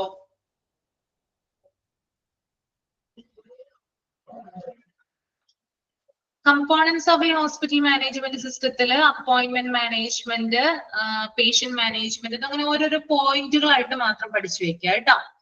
facility management, staff management, supply management, financial management, insurance, laboratory, report, vaccination and support. Okay, അതുപോലെ തന്നെ പേഷ്യന്റ് പോർട്ടൽ ഇമ്പോർട്ടന്റ് ആണ്, അതിന്റെ ഉള്ളിലുള്ള കാര്യങ്ങൾ ഇമ്പോർട്ടന്റ് ആണ്. ദെൻ പേഷ്യന്റ് പോർട്ടൽ കഴിഞ്ഞിട്ട് ഈ പ്രിസ്ക്രൈബിംഗ് ഇമ്പോർട്ടന്റ് ആണ്. റിമോട്ട് പേഷ്യന്റ് മോണിറ്ററിംഗ് ഇമ്പോർട്ടന്റ് ആണ്. മാസ്റ്റർ പേഷ്യന്റ് ഇൻഡെക്സ് ഇമ്പോർട്ടന്റ് ആണ്. ഓക്കെ, ദെൻ ഇലക്ട്രോണിക് ഹെൽത്ത് റെക്കോർഡിന്റെ ക്യാരക്ടറിസ്റ്റിക്സ് ഒന്നുകൂടി പറയണോ?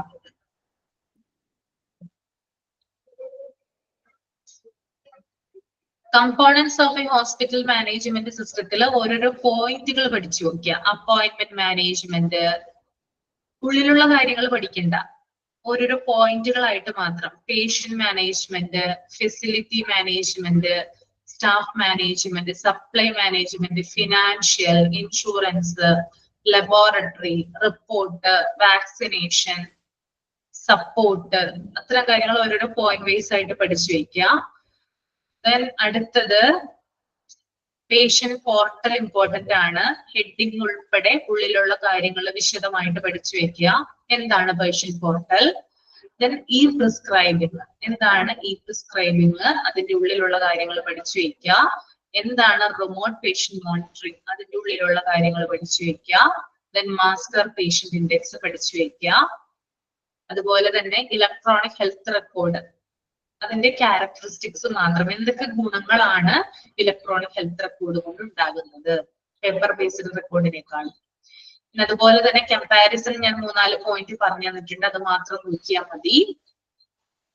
അതുപോലെ laboratory information management system. Pictures ഒന്നും വരില്ല ചിലപ്പോ. നിങ്ങൾ ലിംസിന്റെ പ്രത്യേകതകൾ എന്തൊക്കെയാണ്? ലിംസ് ഫുൾ ഫോം എന്താണ്? ലിംസിന്റെ, ലിസിന്റെ, LMSന്റെ ഫുൾ ഫോംസ് എന്തൊക്കെയാണെന്ന് നോക്കി വെക്കുക. റേഡിയോളജിക്കൽ ഇൻഫോർമേഷൻ സിസ്റ്റത്തില് എന്താണ് റിസ് എന്ന് ചോദിക്കാം. ടാക്സ് ഫുൾ ഫോം ചോദിക്കാം, അത് നോക്കി വെക്കുക. ബേസിക് ഫീച്ചേഴ്സ് വേണ്ട കേട്ടോ, അത് ആവശ്യമില്ല റേഡിയോളജി സിസ്റ്റത്തിന്റെ. അതിനകത്തൊരു പോയിന്റ് ഉണ്ട്, വോയിസ് റെക്കഗ്നീഷൻ എന്താണെന്ന് ചോദിക്കാം. നമ്മുടെ സംഭാഷണത്തെ ടെക്സ്റ്റ് ആക്കി മാറ്റുന്ന ടെക്നോളജിയാണ്, അപ്പൊ അതൊന്ന് അണ്ടർലൈൻ ചെയ്ത് വെക്കുക. ദെൻ CPOയുടെ ഫുൾ ഫോം നോക്കി വെക്കുക. CDSSന്റെ ഫുൾ ഫോം നോക്കി വെക്കുക. അതിന് ഇതൊന്നും ആവശ്യമില്ല, ഇതൊക്കെ ജസ്റ്റ് വായിച്ചാൽ യൂസസ് മാത്രമാണ് കേട്ടോ. ഓക്കെ, അത്രയും മതി, അത്രേ ഉള്ളൂ. ക്ലിയർ ആണോ?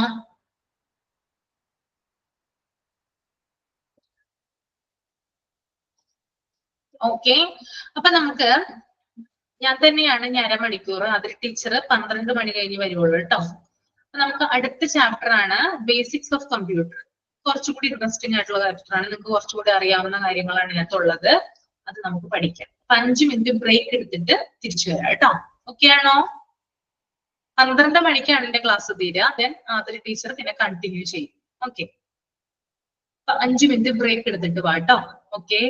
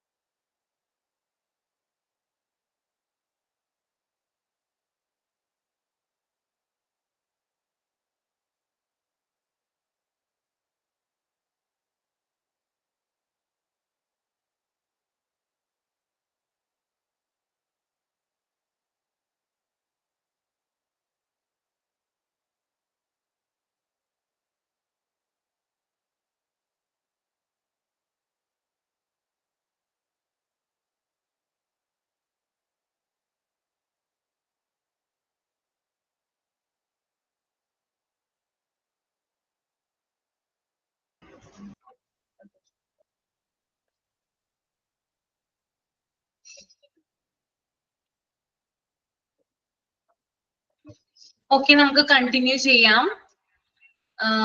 ചാപ്റ്റർ 52 ആണ്, ലാസ്റ്റ് ചാപ്റ്റർ ആണ്, ബേസിക്സ് ഓഫ് കമ്പ്യൂട്ടർ. നിങ്ങൾക്ക് ലാസ്റ്റ് കിടക്കുന്ന ചാപ്റ്റർ ആയിരിക്കുള്ളൂ. ഇതിനകത്ത് 11 ആണ് കിടക്കുന്നത്, നിങ്ങൾക്ക് 52 ആയിരിക്കുള്ളൂ കേട്ടോ. അപ്പൊ കമ്പ്യൂട്ടറിനെ കുറിച്ചുള്ള ബേസിക്സ് ആണ് ഇതിനകത്ത് പറയാനായിട്ടുള്ളത്. ഒരു ഇൻട്രൊഡക്ഷൻ കൊടുത്തിട്ടുണ്ട്, ഫണ്ടമെന്റൽസ് ഓഫ് കമ്പ്യൂട്ടർ. ഓക്കെ, ഞാൻ വായിക്കാം. വായിച്ചതിന് ശേഷം അത് എക്സ്പ്ലെയിൻ ചെയ്തു തരാം. Computers are electronic equipment that process and store digital data. They consist of hardware and software components that work together to carry out various tasks. The fundamental components of a computer consist of a central processing unit, CPU, memory, input-output devices, and storage devices. The CPU is said to be the brain of the computer, responsible for carrying out instructions and performing calculations. Memory stores digital data and instructions and perform calculations. Memory stores data and instructions that the CPU requires to access quickly. Input-output devices make the user able to interact with the computer, such as through keyboard and mouse. Storage devices store data and programs for long-term use. Operating system and application are software programs that allow the computer to perform specific tasks. ഇവിടെ പറഞ്ഞിട്ടുണ്ട്, ആദ്യത്തെ sentence നോക്കിയേ നിങ്ങള്. Computers are electronic equipment that process and store digital data. Digital data process ചെയ്യുകയും store ചെയ്യുകയും ചെയ്യുന്ന electronic devices ആണ് കമ്പ്യൂട്ടറുകൾ. ഓക്കെ, ഒന്നുകൂടി പറയാം. ഡിജിറ്റൽ ഡാറ്റ പ്രോസസ് ചെയ്യുകയും സ്റ്റോർ ചെയ്യുകയും ചെയ്യുന്ന ഇലക്ട്രോണിക് ഉപകരണങ്ങളാണെന്ത് കമ്പ്യൂട്ടറുകൾ എന്ന് പറയുന്നത്. ഓക്കെ, ഡിജിറ്റലി ആണ് ഇതിനകത്ത് സ്റ്റോർ ചെയ്ത് വെക്കുക. Okay, they consist of hardware and software components that work together to carry out various tasks. വിവിധ ജോലികൾ നിർവഹിക്കുന്നതിന് ഒരുമിച്ച് പ്രവർത്തിക്കുന്ന ഹാർഡ്വെയറും സോഫ്റ്റ്വെയറും ഇതിനകത്ത് ഉൾപ്പെട്ടിട്ടുണ്ട്. ഇതിനകത്ത് ഹാർഡ്വെയർ ഉണ്ട്, സോഫ്റ്റ്വെയർ ഉണ്ട്. ഇത് രണ്ടും കൂടി ഒരുമിച്ചാണ് എന്ത് ചെയ്യുക, കമ്പ്യൂട്ടറിന്റെ പ്രവർത്തനങ്ങൾ നടത്തുക. The fundamental components of a computer consist of a central processing unit, memory, input-output devices, and storage devices. ഒരു കമ്പ്യൂട്ടറിന്റെ അടിസ്ഥാന ഘടകങ്ങളാണ് സെൻട്രൽ പ്രോസസിംഗ് യൂണിറ്റ് അഥവാ CPU, input output devices, storage devices. The CPU said to be the brain of the computer, responsible for carrying out instructions and performing calculation. ഒരു കമ്പ്യൂട്ടറിന്റെ brain എന്ന് വിശേഷിപ്പിക്കുന്നത് CPU-നെയാണ്. ഇൻസ്ട്രക്ഷൻസിനെ carry out ചെയ്യുന്നതിനും കാൽക്കുലേഷൻസ് പെർഫോം ചെയ്യുന്നതിനും CPU-നാണ് responsibility ഉള്ളത്. അപ്പൊ CPU-ന്റെ responsibility എന്താണ്? ഇൻസ്ട്രക്ഷൻസിനെ carry out ചെയ്യുന്നു, മാത്രമല്ല കാൽക്കുലേഷൻസ് പെർഫോം ചെയ്യുന്നു. Then memory stores data and instruction and performs calculations. എന്താണ്? CPU-ന് വേഗത്തിൽ ആക്സസ് ചെയ്യാൻ ആവശ്യമായ ഡാറ്റയും നിർദ്ദേശങ്ങളും മെമ്മറിയാണ് സ്വീകരിക്കുന്നത്. Okay.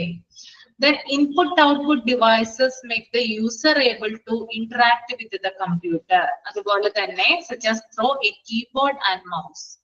ഇൻപുട്ട്-ഔട്ട്പുട്ട് ഉപകരണങ്ങൾ, കീബോർഡ്, മൗസ് എന്നിവ വഴി കമ്പ്യൂട്ടറുമായി കമ്മ്യൂണിക്കേറ്റ് ചെയ്യാൻ യൂസറിനെ സഹായിക്കുന്നു. എന്ത് ചെയ്യുന്നുണ്ട്? ഞാൻ ഇപ്പൊ നിങ്ങളോട് സംസാരിക്കുന്നുണ്ട് അല്ലെ. ഇൻപുട്ട് ഔട്ട്പുട്ട് ഉപകരണങ്ങൾ വഴിയാണ് യൂസറിനെ എന്ത് ചെയ്യാം, മറ്റുള്ളവരോട് കമ്മ്യൂണിക്കേറ്റ് ചെയ്യാൻ സാധിക്കുക അല്ലെ. ഞാനിപ്പോ മൗസ് ഇവിടെ ഉപയോഗിക്കുന്നുണ്ട് അല്ലെ. ഇതൊരു ഇൻപുട്ട് ഡിവൈസസ് ആണ്. ഇത് ഈ ഒരു സ്ലൈഡുകള് സ്ക്രോൾ ചെയ്യാനായിട്ട് എന്നെ സഹായിക്കുന്നുണ്ട്, നിങ്ങൾക്കത് പ്രസന്റ് ചെയ്യിക്കാനായിട്ട് സഹായിക്കുന്നുണ്ട്. അപ്പോ യൂസറിനും കമ്പ്യൂട്ടറിനും ഇടയിൽ നിന്നുകൊണ്ട് കാര്യങ്ങൾ നിർവഹിക്കുന്നത് ഇൻപുട്ട് ഡിവൈസസും ഔട്ട്പുട്ട് ഡിവൈസസും ആണ്. ഓക്കെ, അത് കീബോർഡ് മൗസ് എന്ന് പ്രത്യേകം ഇവിടെ എടുത്തു പറയുന്നുണ്ട്. Then storage devices store data and programs for long term use. Storage ഉപകരണങ്ങൾ എന്തിനാണ് സഹായിക്കുന്നത്? ലോങ് ടൈം യൂസിനായിട്ട് ഡാറ്റാസ്, പ്രോഗ്രാംസ് ഒക്കെ സ്റ്റോർ ചെയ്യുന്നതിന് വേണ്ടിയിട്ട് സഹായിക്കുന്നു. Operating system and application are software programs that allow the computer to perform specific tasks. അതുപോലെ തന്നെ operating സോഫ്റ്റ്വെയറും ആപ്ലിക്കേഷൻ സോഫ്റ്റ്വെയറുകളും കമ്പ്യൂട്ടറിന്റെ നിശ്ചിത ടാസ്കുകൾ ചെയ്യാൻ വേണ്ടിയിട്ട് സഹായിക്കുന്നുണ്ട്, കമ്പ്യൂട്ടറിനെ സഹായിക്കുന്നു. അപ്പൊ ഇതാണ് ഇൻട്രൊഡക്ഷനിൽ പറയുന്നത്. ക്ലിയർ ആണോ? ഓക്കെ.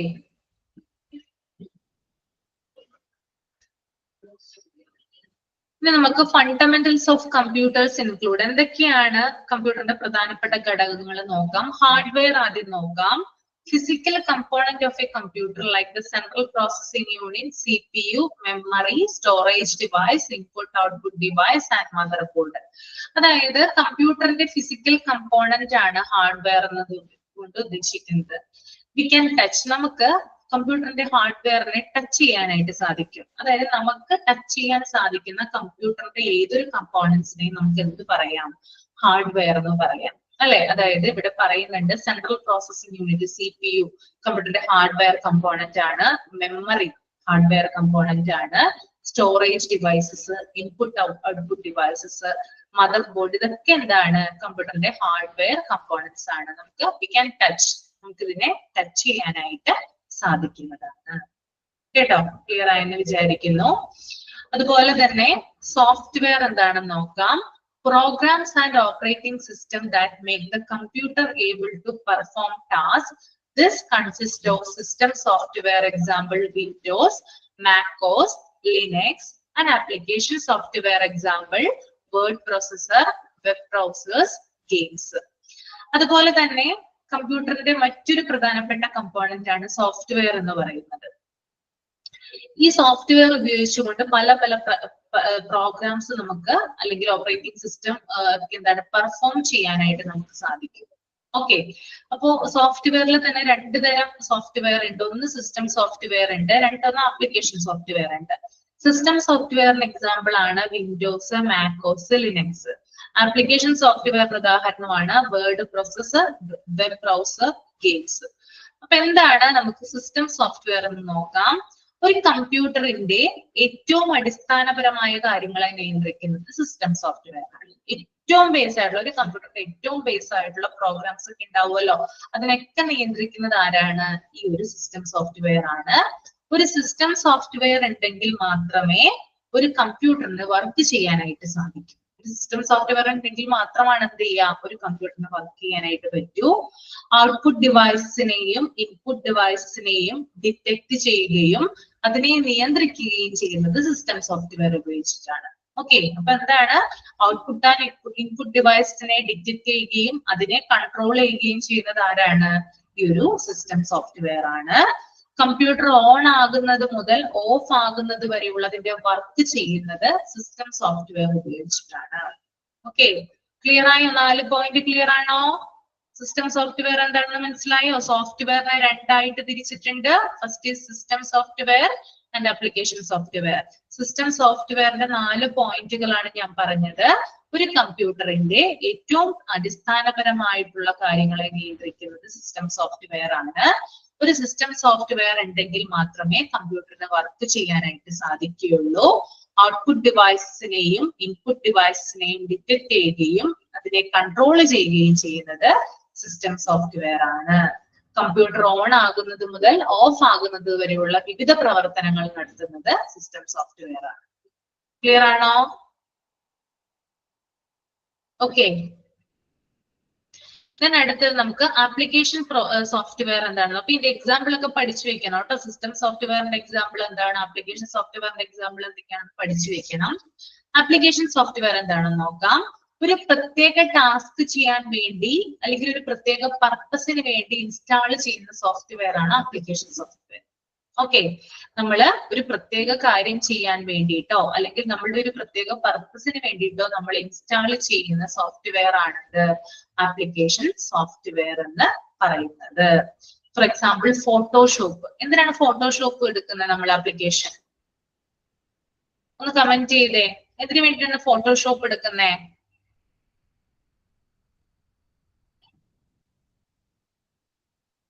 ഫോട്ടോഷോപ്പ് എടുക്കുന്നത് എന്തിനു വേണ്ടിയിട്ടാ? കമ്പ്യൂട്ടറിൽ ആപ്ലിക്കേഷൻ എടുത്തത് എന്തിനു വേണ്ടിയിട്ടാ ഫോട്ടോഷോപ്പ് എടുത്തിടുന്നത്?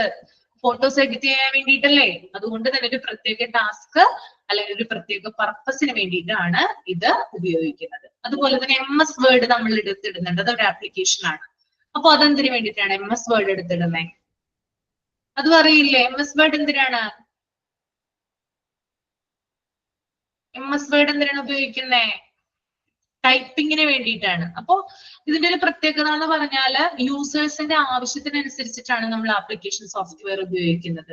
ഉപയോഗത്തിനായിട്ട് നമുക്ക് ഈ ഒരു സോഫ്റ്റ്വെയർ നമുക്ക് എന്ത് ചെയ്യാം? ഇൻസ്റ്റാൾ ചെയ്യാം. ഉപയോഗിച്ച ശേഷം വേണമെങ്കിൽ നമുക്കത് കളയാനായിട്ട് സാധിക്കും. ഓക്കെ, ഉപയോഗത്തിനായിട്ട് ഓപ്പൺ ചെയ്യുകയും ഉപയോഗശേഷം ക്ലോസ് ചെയ്യുകയും ചെയ്യുന്നതാണ് ആപ്ലിക്കേഷൻ സോഫ്റ്റ്വെയർ. സിസ്റ്റം സോഫ്റ്റ്വെയർ പക്ഷെ അങ്ങനെയല്ല. ഒരു കമ്പ്യൂട്ടറിന് പ്രവർത്തിക്കാൻ സിസ്റ്റം സോഫ്റ്റ്വെയർ കൂടിയേ തീരൂ. സിസ്റ്റം സോഫ്റ്റ്വെയർ ഇല്ലെങ്കിൽ ഒരു കമ്പ്യൂട്ടറിന് പ്രവർത്തിക്കാനായിട്ട് സാധിക്കില്ല. ആപ്ലിക്കേഷൻ സോഫ്റ്റ്വെയർ എന്ന് പറഞ്ഞാൽ നമ്മുടെ ഇഷ്ടാനുസരണം നമുക്ക് ഇൻസ്റ്റാൾ ചെയ്യാം, നമുക്കത് ക്ലോസ് ചെയ്യാം, അൺഇൻസ്റ്റാൾ ചെയ്യാം. ഓക്കെ, ഡിഫറൻസ് മനസ്സിലായോ രണ്ടും തമ്മിലുള്ള? ഓക്കെ, ഇത്ര ഡീറ്റെയിൽ ആയിട്ട് പറഞ്ഞു തന്നത് ഇത് വായിക്കുമ്പോൾ കൺഫ്യൂഷൻ ഇല്ലാതിരിക്കാൻ വേണ്ടിയിട്ടാണ്. അതല്ലെങ്കിൽ വായിക്കുമ്പോൾ നിങ്ങൾ ഓർക്കില്ല എന്താണ് മിസ് പറഞ്ഞു തരാറുള്ളത്, എന്താണ് സിസ്റ്റം സോഫ്റ്റ്വെയർ, എന്താണ് ആപ്ലിക്കേഷൻ സോഫ്റ്റ്വെയർ. അപ്പൊ ഇത് രണ്ടിന്റെ പ്രാഥമികമായിട്ടുള്ള ഡ്യൂട്ടീസ് ആണ് ഇപ്പൊ പറഞ്ഞു തന്നത് കേട്ടോ. ഇനി നമുക്ക് അടുത്തതിലോട്ട് പോകാം. Central processing unit. ഇതറിയാവുന്നതാണ് നിങ്ങൾക്ക് അല്ലെ? The brain of the computer that carries out instructions, perform calculations and controls data processing. കമ്പ്യൂട്ടറിന്റെ തലച്ചോർ എന്ന് ചെറുപ്പം മുതലേ നിങ്ങൾ ചെറിയ ക്ലാസ്സിൽ പഠിച്ചിട്ടുണ്ട്. കമ്പ്യൂട്ടറിന്റെ തലച്ചോർ എന്ന് വിശേഷിപ്പിക്കുന്നത് CPU-നെയാണ്. ബ്രെയിൻ ഓഫ് ദ കമ്പ്യൂട്ടർ ആണ് CPU. All the mathematical calculation and logical comparison are done by CPU. CPU-ന്റെ പ്രധാനപ്പെട്ട ഡ്യൂട്ടി എന്താണ്? മാത്തമാറ്റിക് കാൽക്കുലേഷനും ലോജിക്കൽ കമ്പാരിസണും ചെയ്യുന്നത് CPU-ന്റെ ജോലിയാണ്. എന്തൊക്കെയാണ് അപ്പൊ മാത്തമാറ്റിക് കാൽക്കുലേഷൻ? CPU ചെയ്യുന്ന കാര്യങ്ങളാണ് ഞാൻ പറയുന്നത്. CPU ചെയ്യുന്ന പ്രധാനപ്പെട്ട കാര്യം മാത്തമാറ്റിക്കൽ കാൽക്കുലേഷൻ ആണ്. മാത്തമാറ്റിക്കൽ കാൽക്കുലേഷൻ എന്ന് പറയുമ്പോൾ ഇതിനകത്ത് അഡീഷൻ വരാം, സബ്സ്ട്രാക്ഷൻ വരാം, മൾട്ടിപ്ലിക്കേഷൻ വരാം, ഡിവിഷൻ വരാം. ഇതൊക്കെ കൈകാര്യം ചെയ്യുന്നത് ആരാണ്? CPU ആണ് കൈകാര്യം ചെയ്യുന്നത്. പിന്നെ അതുപോലെ തന്നെ മാത്തമാറ്റിക്കൽ കമ്പാരിസണും കൂടി ഇത് ചെയ്യുന്നുണ്ട്. എന്താണ് മാത്തമാറ്റിക്കൽ കമ്പാരിസൺ?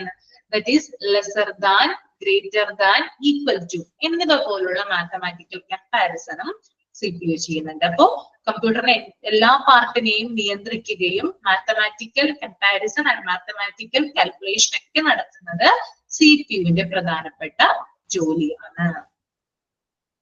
ക്ലിയർ ആയെന്ന് വിചാരിക്കുന്നു കേട്ടോ.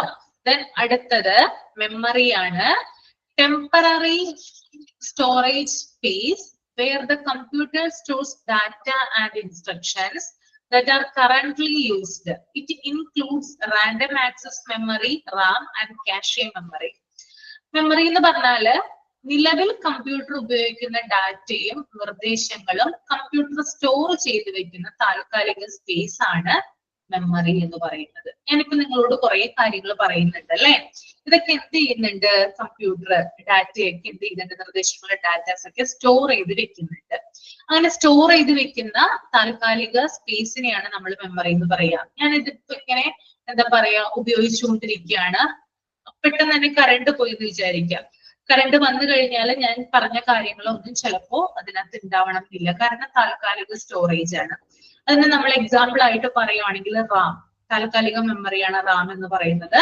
റാൻഡം ആക്സസ് മെമ്മറി, താൽക്കാലികമായിട്ട് കമ്പ്യൂട്ടറിലെ വിവരങ്ങളും ഡാറ്റാസും ഒക്കെ ശേഖരിക്കാൻ ഉപയോഗിക്കുന്ന മെമ്മറിയാണ് റാം എന്ന് പറയുന്നത് കേട്ടോ. Random access memory. പിന്നെ വേറൊന്നും കൂടിയുണ്ട് റോം. അത് പക്ഷെ പെർമനന്റ് ആയിട്ടുള്ള മെമ്മറിയാണ്. നമുക്ക് കുറച്ചും കൂടി ഇപ്പൊ ഒരു കറണ്ട് പോയി കഴിഞ്ഞാലും നമുക്ക് എന്ത് ചെയ്യാം? ആ വിവരങ്ങള് റോമിൽ സൂക്ഷിച്ചു വെച്ചിട്ടുണ്ടാകും കേട്ടോ. അപ്പൊ നമ്മളിവിടെ എടുത്തു പറയുന്നത് റാമിനെ കുറിച്ച് മാത്രമാണ്. താൽക്കാലികമായിട്ട് വിവരങ്ങൾ ശേഖരിച്ചു വെക്കുന്ന കമ്പ്യൂട്ടറിന്റെ ഒരു പ്രധാനപ്പെട്ട ഡിവൈസ് ആണ്, അല്ലെങ്കിൽ പ്രത്യേകമായിട്ടുള്ള ഒരു മെമ്മറിയാണ് എന്ത് റാം എന്ന് പറയുന്നത്. Random access memory. ഓക്കെ. പിന്നെ അതുപോലെ തന്നെ കാഷെ മെമ്മറി പറയുന്നുണ്ട്. കാഷെ മെമ്മറി എന്ന് പറഞ്ഞാൽ നമ്മുടെ ഹോസ്പിറ്റൽസിലൊക്കെ കൂടുതൽ ഉപയോഗിക്കുന്നത് കാഷെ മെമ്മറിയാണ്. അതായത് റാമിനേക്കാളും കൂടുതൽ വിവരങ്ങൾ കൂടുതൽ സമയത്ത് ഇതിനകത്ത് ശേഖരിച്ചു വെക്കാനായിട്ട് സാധിക്കും. റാമിന് എന്താണ് താൽക്കാലികമായിട്ട് മാത്രമല്ല വിവരങ്ങൾ ശേഖരിച്ചു വെക്കാൻ പറ്റുക. പക്ഷെ കാഷെ മെമ്മറിക്ക് റാമിനേക്കാൾ കൂടുതൽ എന്താ പറയാ സമയത്തിലും അതുപോലെ കൂടുതൽ എമൗണ്ടിലും ഡാറ്റാസ് ശേഖരിച്ചു വെക്കാനായിട്ട് സാധിക്കുന്നതാണ്. ക്ലിയർ ആണോ? മെമ്മറി ക്ലിയർ ആണോ?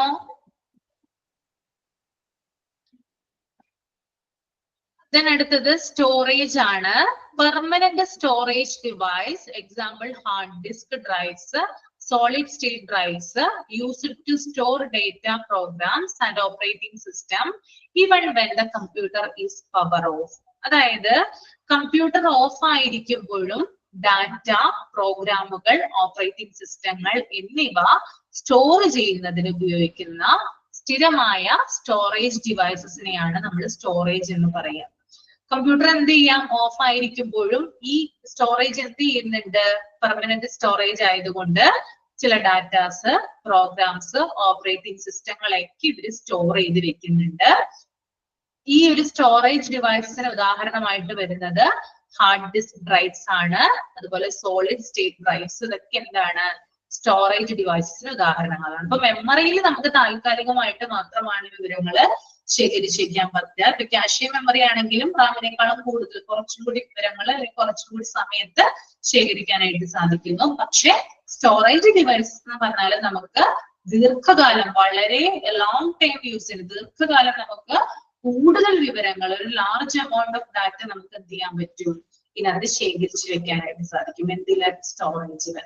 സ്റ്റോറേജ് ഡിവൈസ്, അങ്ങനെ ശേഖരിച്ചു വെക്കുന്ന സ്റ്റോറേജ് ഡിവൈസുകളാണ് ഹാർഡ് ഡിസ്ക് ഡ്രൈവ്സും സോളിഡ് സ്റ്റേറ്റ് ഡ്രൈവ്സും. സോളിഡ് സ്റ്റേറ്റ് ഡ്രൈവ്സിന്റെ ഷോർട്ട് ഫോം ആണ് SSD കേട്ടോ. ക്ലിയർ ആണോ?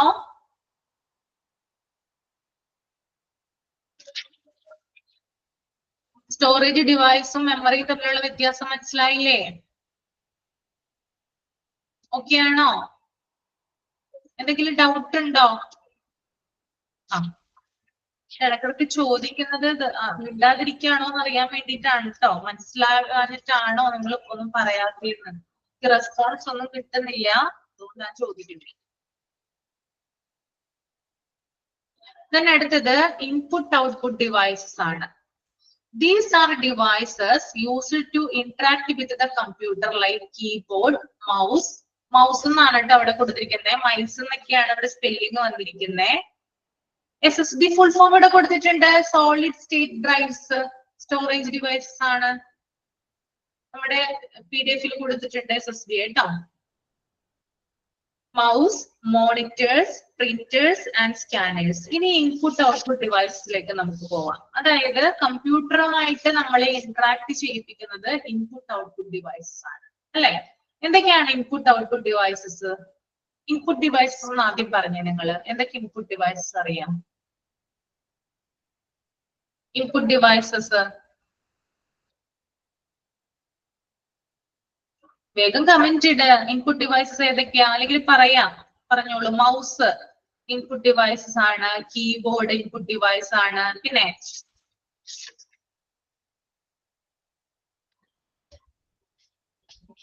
മോണിറ്റർ ഇൻപുട്ട് ഡിവൈസ് ആണോ? സ്കാനർ ഇൻപുട്ട് ഡിവൈസ് ആണ്. പ്രിന്റർ ഇൻപുട്ട് ഡിവൈസ് അല്ല.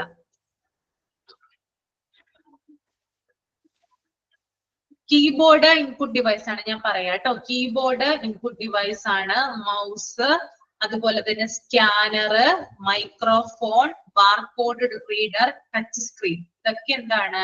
ഇൻപുട്ട് ഡിവൈസസ് ആണ് കേട്ടോ. ഒന്നുകൂടി പറയാം. കീബോർഡ് ഉണ്ട്, മൗസ് ഉണ്ട്, ടച്ച് സ്ക്രീൻ ഉണ്ട്, സ്കാനർ ഉണ്ട്, മൈക്രോഫോൺ ഉണ്ട്, ബാർകോഡ് റീഡർ ഉണ്ട്. ഇത്രയും കാര്യങ്ങൾ പ്രധാനപ്പെട്ട ഇൻപുട്ട് ഡിവൈസസ് ആണ്. Okay. Then output devices monitor ഉണ്ട്, അതുപോലെ തന്നെ പ്രിന്റർ ഉണ്ട്, സ്പീക്കർ ഉണ്ട്. പ്രധാനപ്പെട്ടത് കേട്ടോ. മോണിറ്റർ, സ്പീക്കർ, പല വേറെയും ഉണ്ടിട്ട് ഔട്ട്പുട്ട് ഡിവൈസസുകൾ. അതൊക്കെ പറയുന്നില്ല, പ്രധാനപ്പെട്ടത് മാത്രം അറിഞ്ഞിരുന്നാൽ മതി. മോണിറ്റർ, പ്രിന്റർ, ദെൻ സ്പീക്കർ, ഇത്രയും കാര്യങ്ങൾ എന്താണ്? ഔട്ട്പുട്ട് ഡിവൈസസ് ആണ്. ഓക്കെ. അപ്പൊ ഔട്ട്പുട്ട് ഇൻപുട്ട് ഡിവൈസസിനെ കുറിച്ച് നമ്മൾ പറയുമ്പോൾ നമ്മുടെ കീബോർഡ് മൗസും പ്രധാനപ്പെട്ടതിന് ഏറ്റവും കൂടുതൽ ഉപയോഗിക്കുന്നത് കീബോർഡ് മൗസും ആണ് അല്ലെ ഇൻപുട്ട് ഡിവൈസസിൽ. അപ്പൊ എത്ര കീസ് ആണ് ഒരു കീബോർഡിലുള്ളത്? കീസിന്റെ എണ്ണം എത്രയാണെന്ന് അറിയാമോ? 104 കേട്ടോ. നമ്മുടെ ഒരു സ്റ്റാൻഡേർഡ് കീബോർഡിലുള്ള കീസിന്റെ എണ്ണം എന്ന് പറയുന്നത് 104. ഓക്കെ. അതിനകത്ത് ഫങ്ഷണൽ കീ എന്ന് പറയുന്നത് 12 എണ്ണമാണ് ഉള്ളത്. 12 എണ്ണം.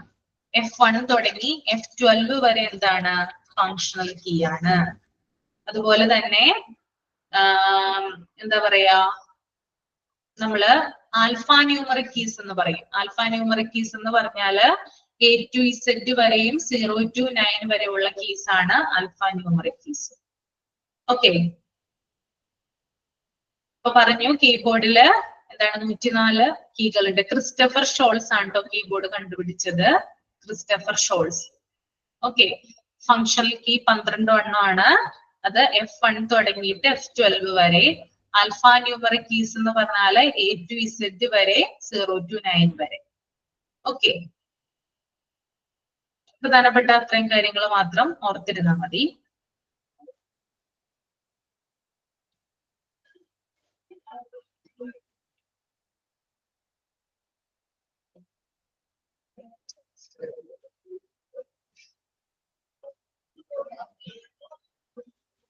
ക്യാച്ച് ചെയ്തോ? എഴുതിയെടുത്ത് എത്ര കീ ഉണ്ട്? 104 കീ ഉണ്ട്. Functional key 12 എണ്ണമാണുള്ളത്. F1 തുടങ്ങി F12 വരെ.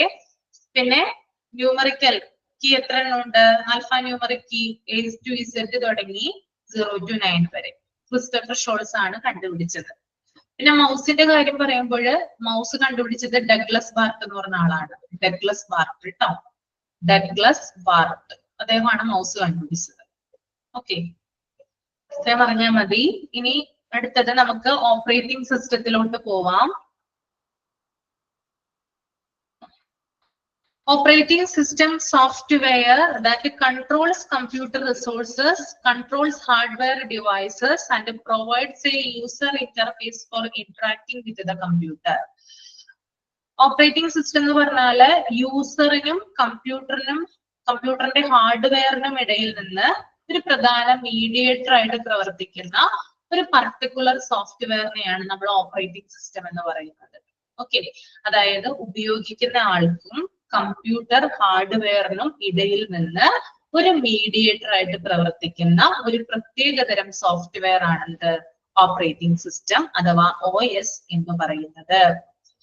OS എന്ന് പറഞ്ഞാല് കമ്പ്യൂട്ടറിലെ മറ്റെല്ലാ പ്രോഗ്രാമുകളും നിയന്ത്രിക്കുകയും ആപ്ലിക്കേഷൻ സോഫ്റ്റ്വെയർ പ്രവർത്തിപ്പിക്കുന്നതിനുള്ള ഒരു പ്ലാറ്റ്ഫോം നൽകുകയും ചെയ്യുന്നു. അപ്പൊ ആപ്ലിക്കേഷൻ സോഫ്റ്റ്വെയർ പ്രവർത്തിപ്പിക്കുന്നതിന് എന്താവശ്യമാണ്? ഓപ്പറേറ്റിംഗ് സിസ്റ്റം ആവശ്യമാണ്. യൂസറിനും കമ്പ്യൂട്ടർ ഹാർഡ്വെയറിനും ഇടയിൽ നിന്നുകൊണ്ട് ഒരു മീഡിയേറ്റർ ആയിട്ടാണ് ആര് പ്രവർത്തിക്കുന്നത്? ഓപ്പറേറ്റിംഗ് സിസ്റ്റം പ്രവർത്തിക്കുന്നത്. കമ്പ്യൂട്ടറിലെ എല്ലാ പ്രവർത്തനങ്ങളും അല്ലെങ്കിൽ എല്ലാ പ്രോഗ്രാമുകളും നിയന്ത്രിക്കുകയും ആപ്ലിക്കേഷൻ സോഫ്റ്റ്വെയർ പ്രവർത്തിക്കുന്നതിനുമുള്ള ഒരു പ്ലാറ്റ്ഫോം നൽകുകയും ചെയ്യുന്നു. ഓക്കെ, ക്ലിയർ ആണോ?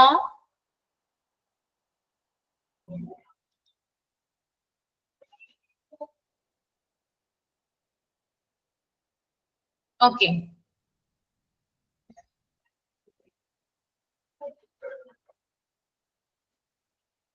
ക്ലിയർ ആയെന്ന് വിചാരിക്കുന്നു കേട്ടോ. എന്തെങ്കിലും ഡൗട്ട് ഉണ്ടോ കമ്പ്യൂട്ടറുമായി ബന്ധപ്പെട്ട് ഈ പറയാനായിട്ട്?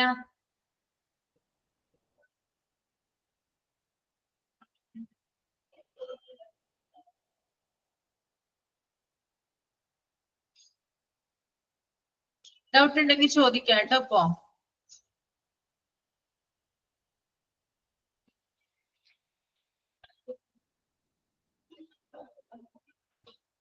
എല്ലാവർക്കും ക്ലിയർ ആയി?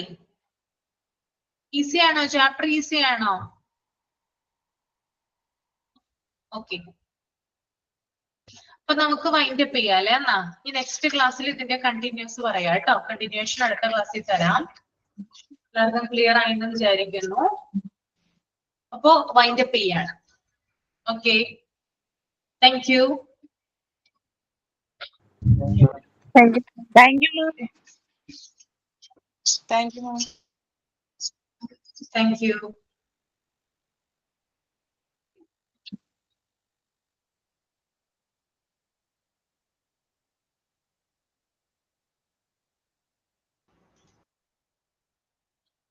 ആതിര ടീച്ചർ വരും കേട്ടോ. ഇപ്പൊ ആരും പോവരുത് കേട്ടോ. ആതിര ടീച്ചർ വരും. Okay, thank you.